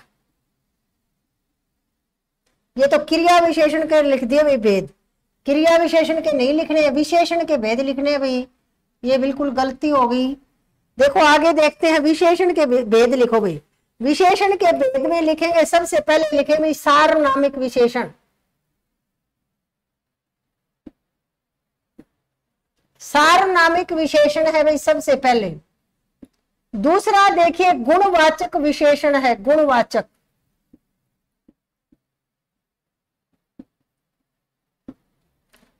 तीसरा है भाई देखिए फिर संख्यावाचक है, और चौथा विशेषण है भाई फिर परिमाणवाचक। परिमाणवाचक, अब देखो ये चार भेद हैं विशेषण के, चार भेद हैं। तो देखो विशेष्य के साथ विशेषण का प्रयोग भी चार प्रकार से ही हो सकता है। तो इसका उत्तर 4 आना था बच्चों। विशेषण का प्रयोग विशेष्य के साथ 4 प्रकार से हो सकता है, सार्वनामिक विशेषण के रूप में, गुणवाचक विशेषण के रूप में, संख्यावाचक के रूप में और परिमाणवाचक के रूप में। ये याद रखना है विशेषण के बारे में, यहां से ये प्रश्न पूछा गया है। अब देखते हैं आगे, आगे देखते हैं भाई फिर हम क्रिया पे चलते हैं। संज्ञा हो गया, सर्वनाम हो गया, विशेषण हो गया। अब क्रिया पे देखते हैं। क्रिया से भी प्रश्न पूछा जाता है, और क्रिया से तो अच्छा प्रश्न बनता है, कारक से भी प्रश्न बनता है, वो भी देखेंगे।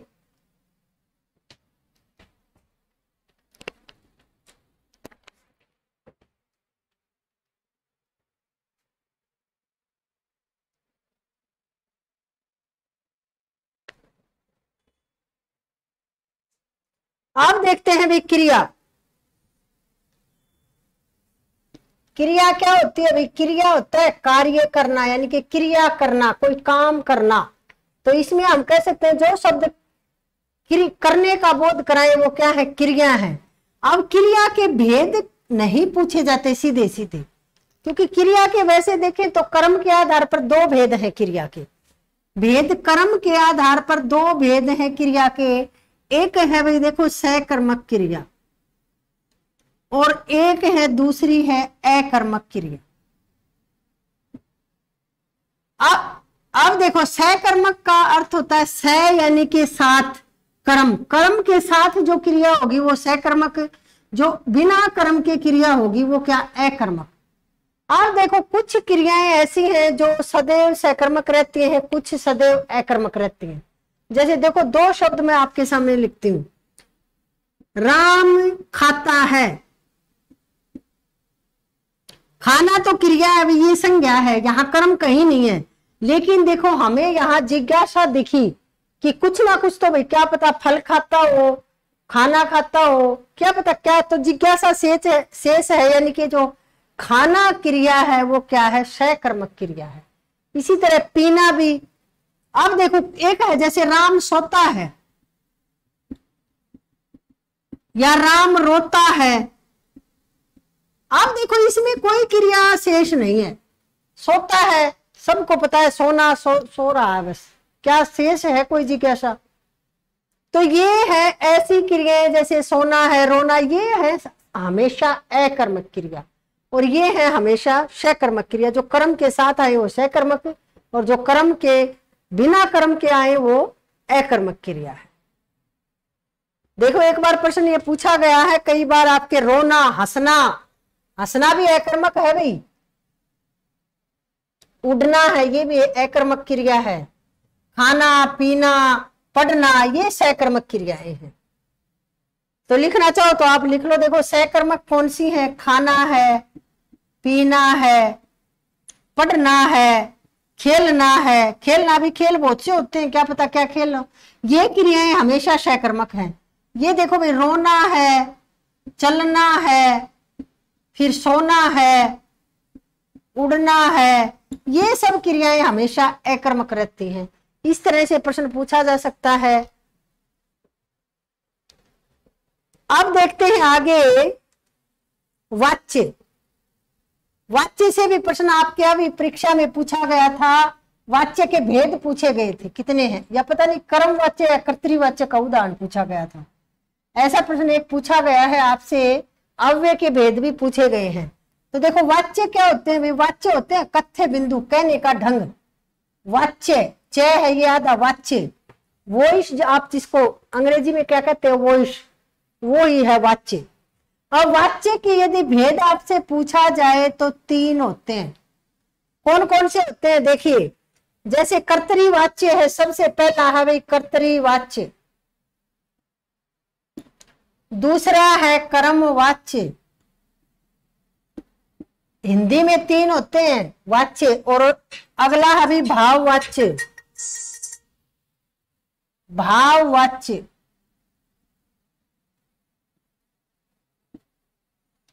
ये 3 भेद है भाई, कर्तृवाच्य, कर्मवाच्य और भाववाच्य। ये 3 भेद है वाच्य के, और ये पूछे जा सकते हैं आपसे। आपको याद रखना है, बस इतना ही याद रखना है, इसमें ज्यादा कुछ नहीं आता यहां से। अगला देखते हैं अब अव्यय के भेद। अव्यय देखते हैं भाई। अव्यय यानी कि क्या होते हैं? अव्यय को क्या बोलते हैं? अविकारी शब्द।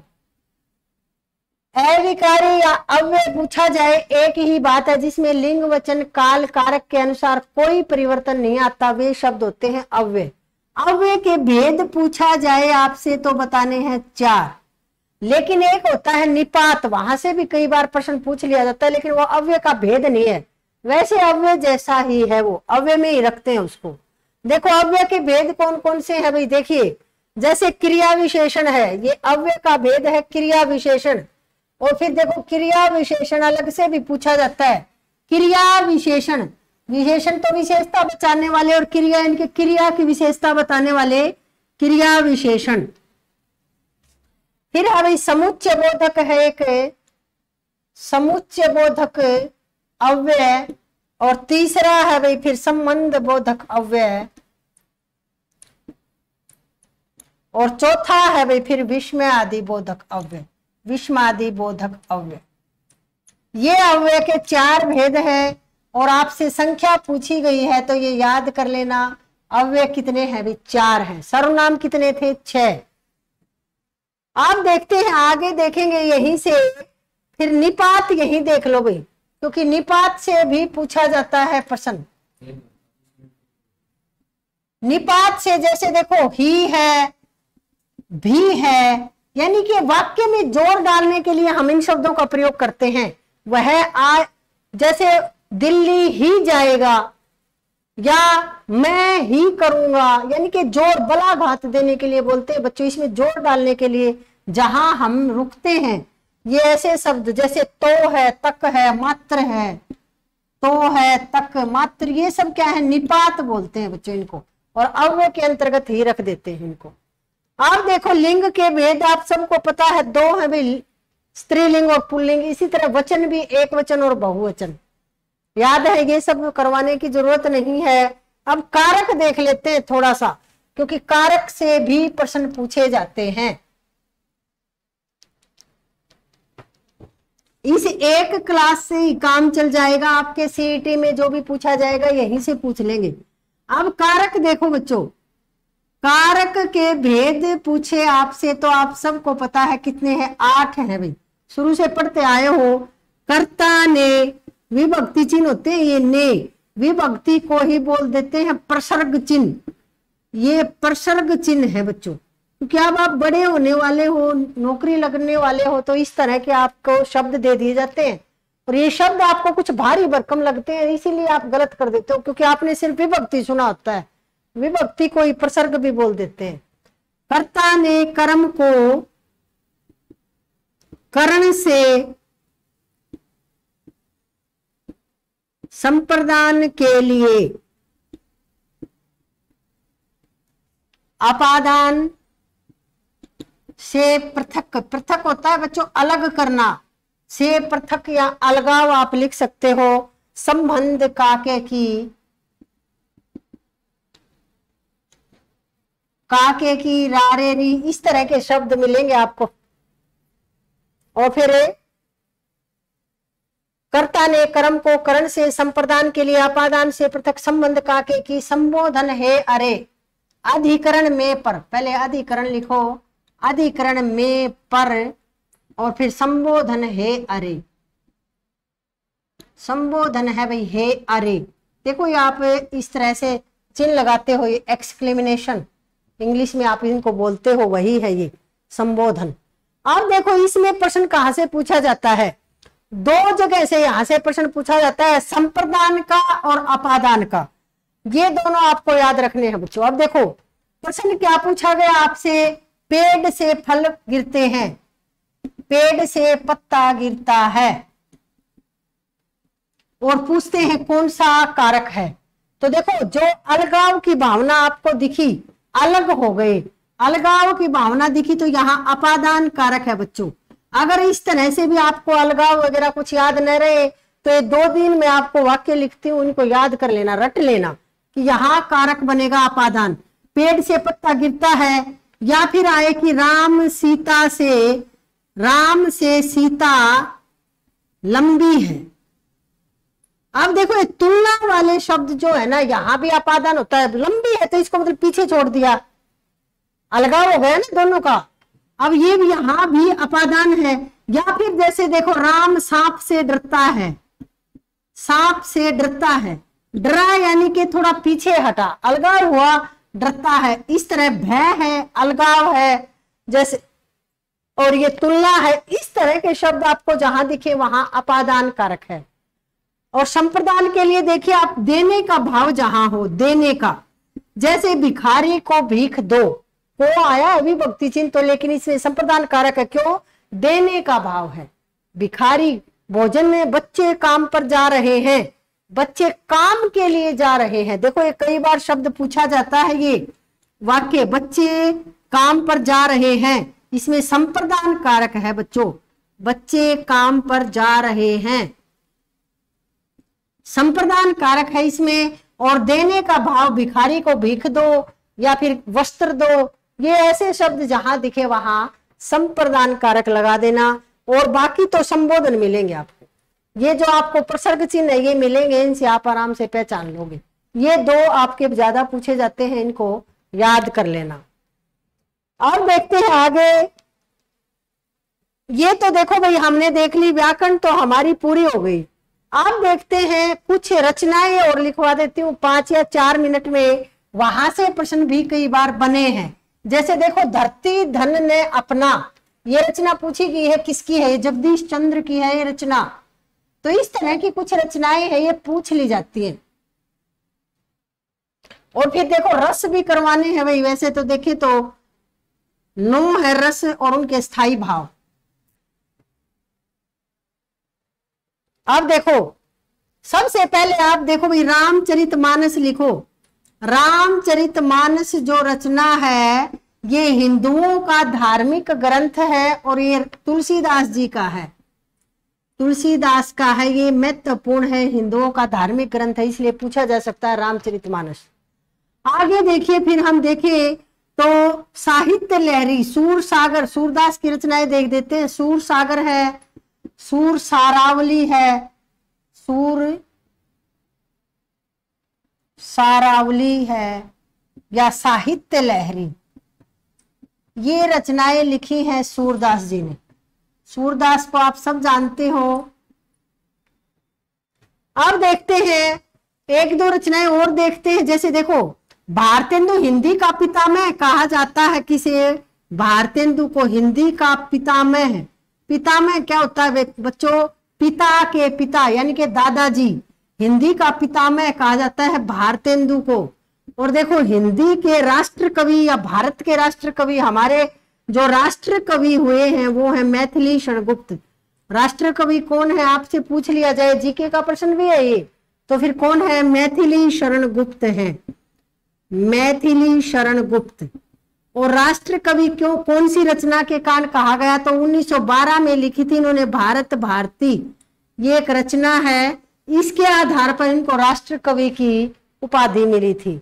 इसी तरह इन्होंने साकेत एक महाकाव्य भी लिखा है, ये याद कर लेना। साकेत है, यशोधरा है, किसान एक लिखी है, इन्होंने एक रचना लिखी है किसान, ये भी याद कर लेना भाई। अब देखो डिप्टी राष्ट्र कवि भी है, जैसे देखो सीएम होते हैं फिर डिप्टी सीएम, इसी तरह से डिप्टी राष्ट्र कवि भी है रामधारी सिंह दिनकर। उनकी रचना देखते हैं, उनको ज्ञानपीठ पुरस्कार भी मिला है, तो उनकी रचना देखते हैं। फिर अगर साहित्य से आपसे एक आध प्रश्न पूछा जाएगा तो देखो फिर है भाई डिप्टी राष्ट्र कवि हैं, महात्मा गांधी ने दी थी इनको राष्ट्र कवि की उपाधि। डिप्टी राष्ट्र कवि कौन है फिर? रामधारी सिंह दिनकर। रामधारी सिंह दिनकर, इनको अकेला दिनकर भी कह देते हैं, अगर आपको पेपर में दिनकर लिखा मिले तो एक ही बात है, दिनकर रामधारी सिंह दिनकर को कह देते हैं। और इनकी जो रचना है वो है उर्वशी। उर्वशी रचना पर इनको ज्ञानपीठ पुरस्कार मिला था। और एक रचना है संस्कृति के 4 अध्याय। संस्कृति के 4 अध्याय, ये 2 रचनाएं इनकी याद रख लेना। फिर देखते हैं भाई कुछ और महत्वपूर्ण कवि हैं। जैसे देखो जयशंकर प्रसाद है भाई, जयशंकर प्रसाद की रचना है एक कामायनी, काफी प्रसिद्ध है ये कामायनी रचना, पूछी जा सकती है। जयशंकर प्रसाद ये छायावाद के कवि हैं और इनकी एक रचना है कामायनी। देखो हिंदी का प्राचीन नाम क्या है पूछा गया ना, मूल नाम क्या है, वास्तविक नाम क्या है खड़ी बोली का। देखो हम हिंदी भाषा का अध्ययन कर रहे हैं। हिंदी 1000 ईस्वी से इसका प्रारंभ माना जाता है, 1000 ईस्वी से अपभ्रंश से इसका जन्म हुआ है। अब देखो हिंदी जो वर्तमान में अब जो आपके सामने लिखा हुआ है, आप जो पढ़ते हो किताबों में जो है, वो जो हिंदी का रूप है वो है खड़ी बोली। उस रूप को हम कहेंगे क्या, खड़ी बोली। और खड़ी बोली का जो मूल नाम है, मूल नाम आप कह सकते हो, प्राचीन नाम आप कह सकते हो, वो कौन सा है, कोरवी। कोरवी है, कुरु प्रदेश की बोली थी इसलिए उसको कोरवी बोली का कहने लगे थे। जब साहित्यिक रूप में इसका प्रयोग होने लगा तो एक खड़ी बोली हो गई। ये बात भी याद रख लेना, पूछा जा सकता है खड़ी बोली का प्राचीन नाम क्या है, क्योंकि आजकल जो आप किताबें पढ़ रहे हो, आपकी किताबों में जो लिखी हुई है वो खड़ी बोली है। खड़ी बोली का अध्ययन करते हैं हम। ये जो लिखा हुआ है सब आपके सामने ये खड़ी बोली में है। अब देखते हैं आगे क्या चला हुआ था। कामायनी है, जैसे इनकी एक रचना है भी, लहर है, आशु है या झरना है, ये इनकी रचनाएं हैं। एक देखो है भाई निराला, महाप्राण निराला है भाई, सूर्यकांत त्रिपाठी निराला। रविंद्रनाथ टैगोर कहाँ के थे, बंगाल के, वहीं के हैं, वो भी पश्चिमी बंगाल के ही निराला जी, महिषा दल के थे निराला। निराला या महाप्राण निराला भी कह देते हैं इनको, ये उपाधि मिली हुई थी। पूरा नाम है इनका सूर्यकांत त्रिपाठी निराला। इतनी हिंदी तो आपने पढ़ी है 10वीं तक, तो आप लोगों को पता होगा ये भी। निराला की राम की शक्ति पूजा, ये महत्वपूर्ण है भाई, राम की शक्ति पूजा। और देखो राम की शक्ति पूजा में इन्होंने एक बहुत अच्छी बात कही है कि विचलित होने का नहीं देखता मैं कोई कारण, हे सिंह पुरुष तुम भी करो वह शक्ति धारण, आराधन का दृढ़ आराधन से दो उत्तर। ये पंक्ति सुनाने का मेरा मतलब यही है बच्चों कि विचलित होने की जरूरत नहीं है। इस पेपर में नहीं हुआ, अगले में नहीं हुआ, लगे रहो, कभी ना कभी जरूर होगा, अब की बार ही होगा। तो विचलित आराधन का दृढ़ आराधन से दो उत्तर।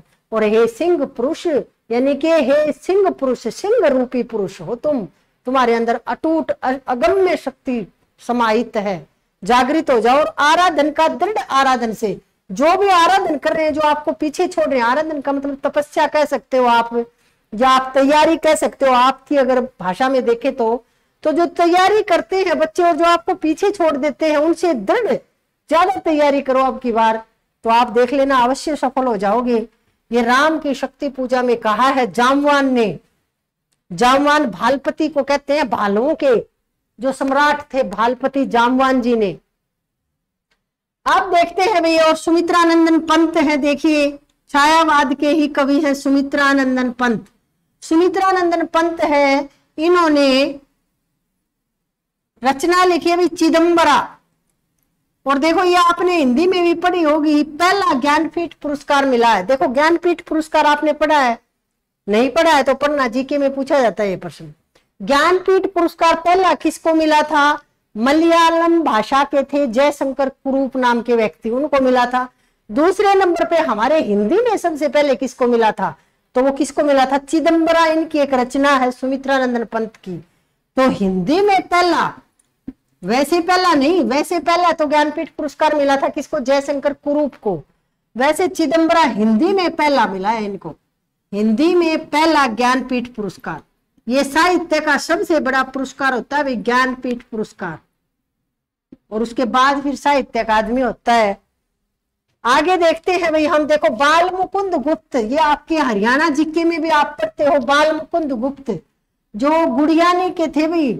ये गुड़ियानी पहले तो झज्जर में था, अब शायद रेवाड़ी डिस्ट्रिक्ट में है, और ये पूछा भी जाता है। देखो बाल मुकुंद गुप्त,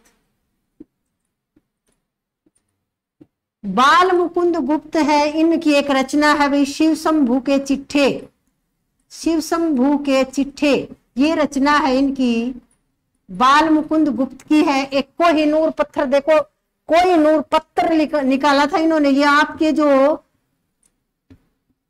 क्लर्क के जो पेपर हुए थे ना उसमें पूछा गया था कोहिनूर पत्थर किसने निकाला, इन्होंने ही निकाला था, ये बाल मुकुंद गुप्त ने। और ये शिव शंभू के चिट्ठे लिखा था इन्होंने, जो जॉर्ज पंचम जो थे, जो हमारे यहाँ आए था विक्टोरिया के शासनकाल में, उस समय लिखे थे। लाला लाजपत राय से प्रभावित होकर इन्होंने व्यंग्य किया था जॉर्ज पंचम के ऊपर, गुलाम थे हम उस समय, तब इन्होंने शिव शंभू के चिट्ठे निकाला था। आगे देखते हैं हम और कवि देखते हैं। देखो एक प्रश्न अभी पूछा गया, गोदान उपन्यास, ये प्रेमचंद जी के गोदान, कर्म भूमि, रंग भूमि, ये पूछे जाते हैं भाई। देखो गोदान है कृषक जीवन की त्रासदी का उपन्यास है गोदान, आप सबको पता है गोदान, गो यानी कि गऊ, दान यानी कि दान करना, यानी कि जीते जी वो जो होरी है इसमें जो पात्र है वो गऊ नहीं खरीद पाया, गाय अपने लिए नहीं ले पाया, उसके पास इतने पैसे नहीं थे, आखिर में उसने उधारी में एक गाय ली, वो भी उसके भाई ने जहर दे दिया और उसको मार डाला। लेकिन मरने के बाद हमारे हिंदू धर्म में देखो कितनी बड़ी कुरीति है कि गाय दान करना जरूरी है, पंडित जी को गाय दो, पहले मिले ना मिले बाद में दो। तो ये व्यंग्य किया गया है, जो वहां कुरीतियां कुठाराघात किया है प्रेमचंद जी ने, जो उस समाज में जो फैली हुई थी कुरीतियां उनके ऊपर। तो प्रेमचंद का ये कृषक जीवन के ऊपर आधारित है, किसान जीवन के ऊपर। और देखो कर्म भूमि है, अब देखो कर्म भूमि क्यों महत्वपूर्ण हो जाता है आपके लिए, कर्म भूमि भी प्रेमचंद जी का है, क्योंकि देखो एक बार पहले आंदोलन चला था जवाहरलाल नेहरू के समय में, किसान आंदोलन अवध में चला था उस समय किसान आंदोलन है, और वहां ये आंदोलन बहुत मदारी पाशी और एक और व्यक्ति थे उनके बीच में। तो उस समय इस उपन्यास की 1.25 लाख प्रतियां इन्होंने जवाहरलाल नेहरू ने भगमा वस्त्र में लपेटकर किसानों में वितरित की थी। ये पहला कृषक उपन्यास माना जाता है प्रेमचंद जी का। इसी तरह देखो रंगभूमि है, रंगभूमि उपन्यास, देखो इसका एक अंक सूरदास आपके बीए में, यदि आप कुछ लोग आप खैर बीएससी होंगे, लेकिन जो बीए करते हैं बच्चे उनके लगा होता है, ये सिलेबस में लगा होता है रंगभूमि। वहां पे एक पात्र होता है सूरदास, सूरदास नाम का एक व्यक्ति पात्र के रूप में लिया है, यानी कि एक कैरेक्टर है सूरदास, कवि मत समझ लेना। वो एक पंक्ति कहता है बार बार पूरे उपन्यास में, जीत की तुझको इच्छा क्यों, हार की तुझको चिंता क्यों, रण से मुख तू मोड़े क्यों, और बेवजह परेशान हो क्यों, ऐसा कुछ है। तो इसका मतलब ये आपके ऊपर ही लागू है कि जीत की चिंता मत, इच्छा ज्यादा मत रखो, और हार से परेशान भी मत हो, लगे रहो, बस रण से मुख नहीं मोड़ना है आपको। ये रणभूमि उपन्यास में है। आगे देखते हैं इनका ही है, जैसे निर्मला है, ये अनमेल विवाह के ऊपर है भाई, अनमेल विवाह और दहेज प्रथा भी कहीं ना कहीं इसमें दिखती है। इसी तरह से गबन है, ये स्त्रियों के आभूषण प्रेम को दिखाया गया है गबन में। ये प्रेमचंद जी के उपन्यास पूछे जाते हैं, जा सकते हैं आपसे।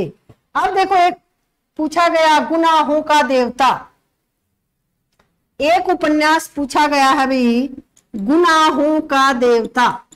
गुनाहों का देवता उपन्यास है ये धर्मवीर भारती का है, धर्मवीर भारती इनका है ये गुनाहों का देवता, सूरज का 7वां घोड़ा। ये महत्वपूर्ण हो जाते हैं भाई। अब देखो ये केवीएस परीक्षा ना, ये जो केबीसी आपके होते हैं ना, कौन बनेगा करोड़पति, उसमें ये पूछा गया था, तो प्रसिद्ध उपन्यास है, तो आपसे भी पूछा जा सकता है। और अभी यूपी में पूछा भी गया है एक पेपर में, वो आप लोगों का जैसा पेपर होता है ना, इसी तरह यूपी में छोटे जो पेपर होते हैं 5 या 10 नंबर की हिंदी आती है, वही पूछा गया है। ये सूरज का 7वां घोड़ा है, ये भी धर्मवीर भारती का है। और देखते हैं इसी तरह से, देखो एक वहां पूछा गया यूपी में, जैसे जूठन, जूठन देखो बच्चों मैं 2 शब्द लिखती हूँ आपके सामने, एक है झूठा और एक है जूठा। आप क्या करते हो, देखो झूठ बोलते हो, वो तो ये वाली है झूठ। और जो झूठा आप कह देते हो, झूठा छोड़ दिया, खाने में से खाने का अवशेष भाग, यानी कि झूठन वो होती है, ये वाला झूठा होता है बच्चों, याद रखना है अब से आपको। ये वाला ये झूठा नहीं है, ये झूठा, झूठा। और ये जूठन है, ये ओम प्रकाश वाल्मीकि की है भाई, रचना है ओम प्रकाश वाल्मीकि। और ये दलित रचनाकार हैं ओम प्रकाश वाल्मीकि। ये भी पूछी गई है वहां, जूठन भी एक है भाई। देखो और तो भाई देखो, ये सत्य के प्रयोग, महात्मा गांधी की आत्मकथा है, वो भी पूछी जा सकती है, सत्य के प्रयोग लिख लेना। यही है भाई, और तो क्या होगा, इससे ज्यादा आपसे नहीं पूछा जाएगा। एक वो धरती धन है अपना, वो आप जगदीश चंद्र का लिख लेना। और तो ज्यादा रचनाएं नहीं पूछी जाएंगी आपकी, फिर वो बहुत ज्यादा गंभीर हो जाएगा। तो ये सीईटी के लिए पर्याप्त है। और यदि यहाँ से काम नहीं चलता है तो आप विबोध एकेडमी पे जाके, यूट्यूब चैनल पे जाके बच्चों आप पूरी व्याकरण सीख लेना। और यदि आपको ये है कि हम नहीं सीख सकते पूरी, इतना समय नहीं है, तो आप आराम से तैयारी करते रहो। पेपर से कुछ दिन पहले बता देना, आपके लिए इससे भी अच्छी, ऐसी ही या इससे अच्छी और भी कुछ इसमें जोड़ के हम फिर से करवा देंगे आपको। लेकिन आपका सिलेक्शन होना जरूरी है, तब ये अध्यापक भी सफल है बच्चों, वरना कोई फायदा नहीं है। हम तो बोलते रहते हैं, बोलते आप लोगों ने सीखा ही नहीं। तो कोशिश की है बिल्कुल सरल तरीके से। और कुछ आपको देखो पर्यायवाची शब्द याद करने चाहिए, अनेक शब्दों के लिए एक शब्द। ये जो शब्द है अनेक शब्दों के लिए, जैसे वर्ष में एक बार होने वाला वार्षिक, ये कुछ महत्वपूर्ण मैं लिखती हूँ 5-7 शब्द आपके सामने, वो भी कई बार पूछे गए हैं। देखो एक शब्द कई बार पूछा गया है, जैसे आजानुबाहु, आजानुबाहु ये शब्द कई बार पूछा गया है। घुटनों तक बुझाएं, जिसकी भुजाएं घुटनों तक हों, जिसकी भुजाएं घुटनों तक हों। या फिर जैसे देखो और कोई शब्द देखो, जैसे है एक सनातन पूछा जाता है, सनातन, सनातन यानी कि सदा से चला आ रहा, सदा से चला आ रहा। और देखो जैसे शेपक शब्द पूछा गया है एक बार, शेपक, शेपक होता है ग्रंथ में किसी दूसरे के द्वारा जोड़ा गया भाग। ग्रंथ लिखा कि कोई, जैसे मैंने कोई ग्रंथ लिखा, उसमें थोड़ा भाग किसी और ने जोड़ दिया तो उसको शेपक बोलते हैं, ग्रंथ में दूसरे द्वारा जोड़ा गया भाग। आप देखो एक बच्चों सत्वक, ये कई बार देखा है सत्वक। सत्वक क्या होता है, फूलों के गुच्छों को कहते हैं, फूलों का गुच्छा, सत्वक, फूलों का गुच्छा। एक देखो शब्द है पाथे, पाथे होता है बच्चों रास्ते का भोजन, रास्ते का भोजन। ये कुछ ऐसे शब्द हैं जो बार बार पूछे जाते हैं, इनको याद कर लेना, थोड़े से मुश्किल भी है ये, बाकी तो आप बना लेते हो, ऐसी कोई बात नहीं है। तो आज के लिए बच्चों इतना ही, बहुत बहुत धन्यवाद, आप जुड़े रहे। मैंने कमेंट्स तक आपके देखे नहीं, लेकिन कोशिश थी कि भी कम समय में ज्यादा आपको करवाया जाए। बहुत बहुत धन्यवाद भैया, आप लोगों के अच्छे कमेंट से आपका सहयोग बना रहे, आज साथ रहे। आपका साथ होना जरूरी है, और बाकी तो हम कसर नहीं छोड़ेंगे, पेपर तो आपका हो जाएगा। आज देखो अगर किसी को नेट जेआरएफ या टीजीटी पीजीटी हिंदी विषय से तैयारी करनी है तो आप विबोध एकेडमी पे डेमो क्लास देख लेना, हमारे ऐप को डाउनलोड कर लेना।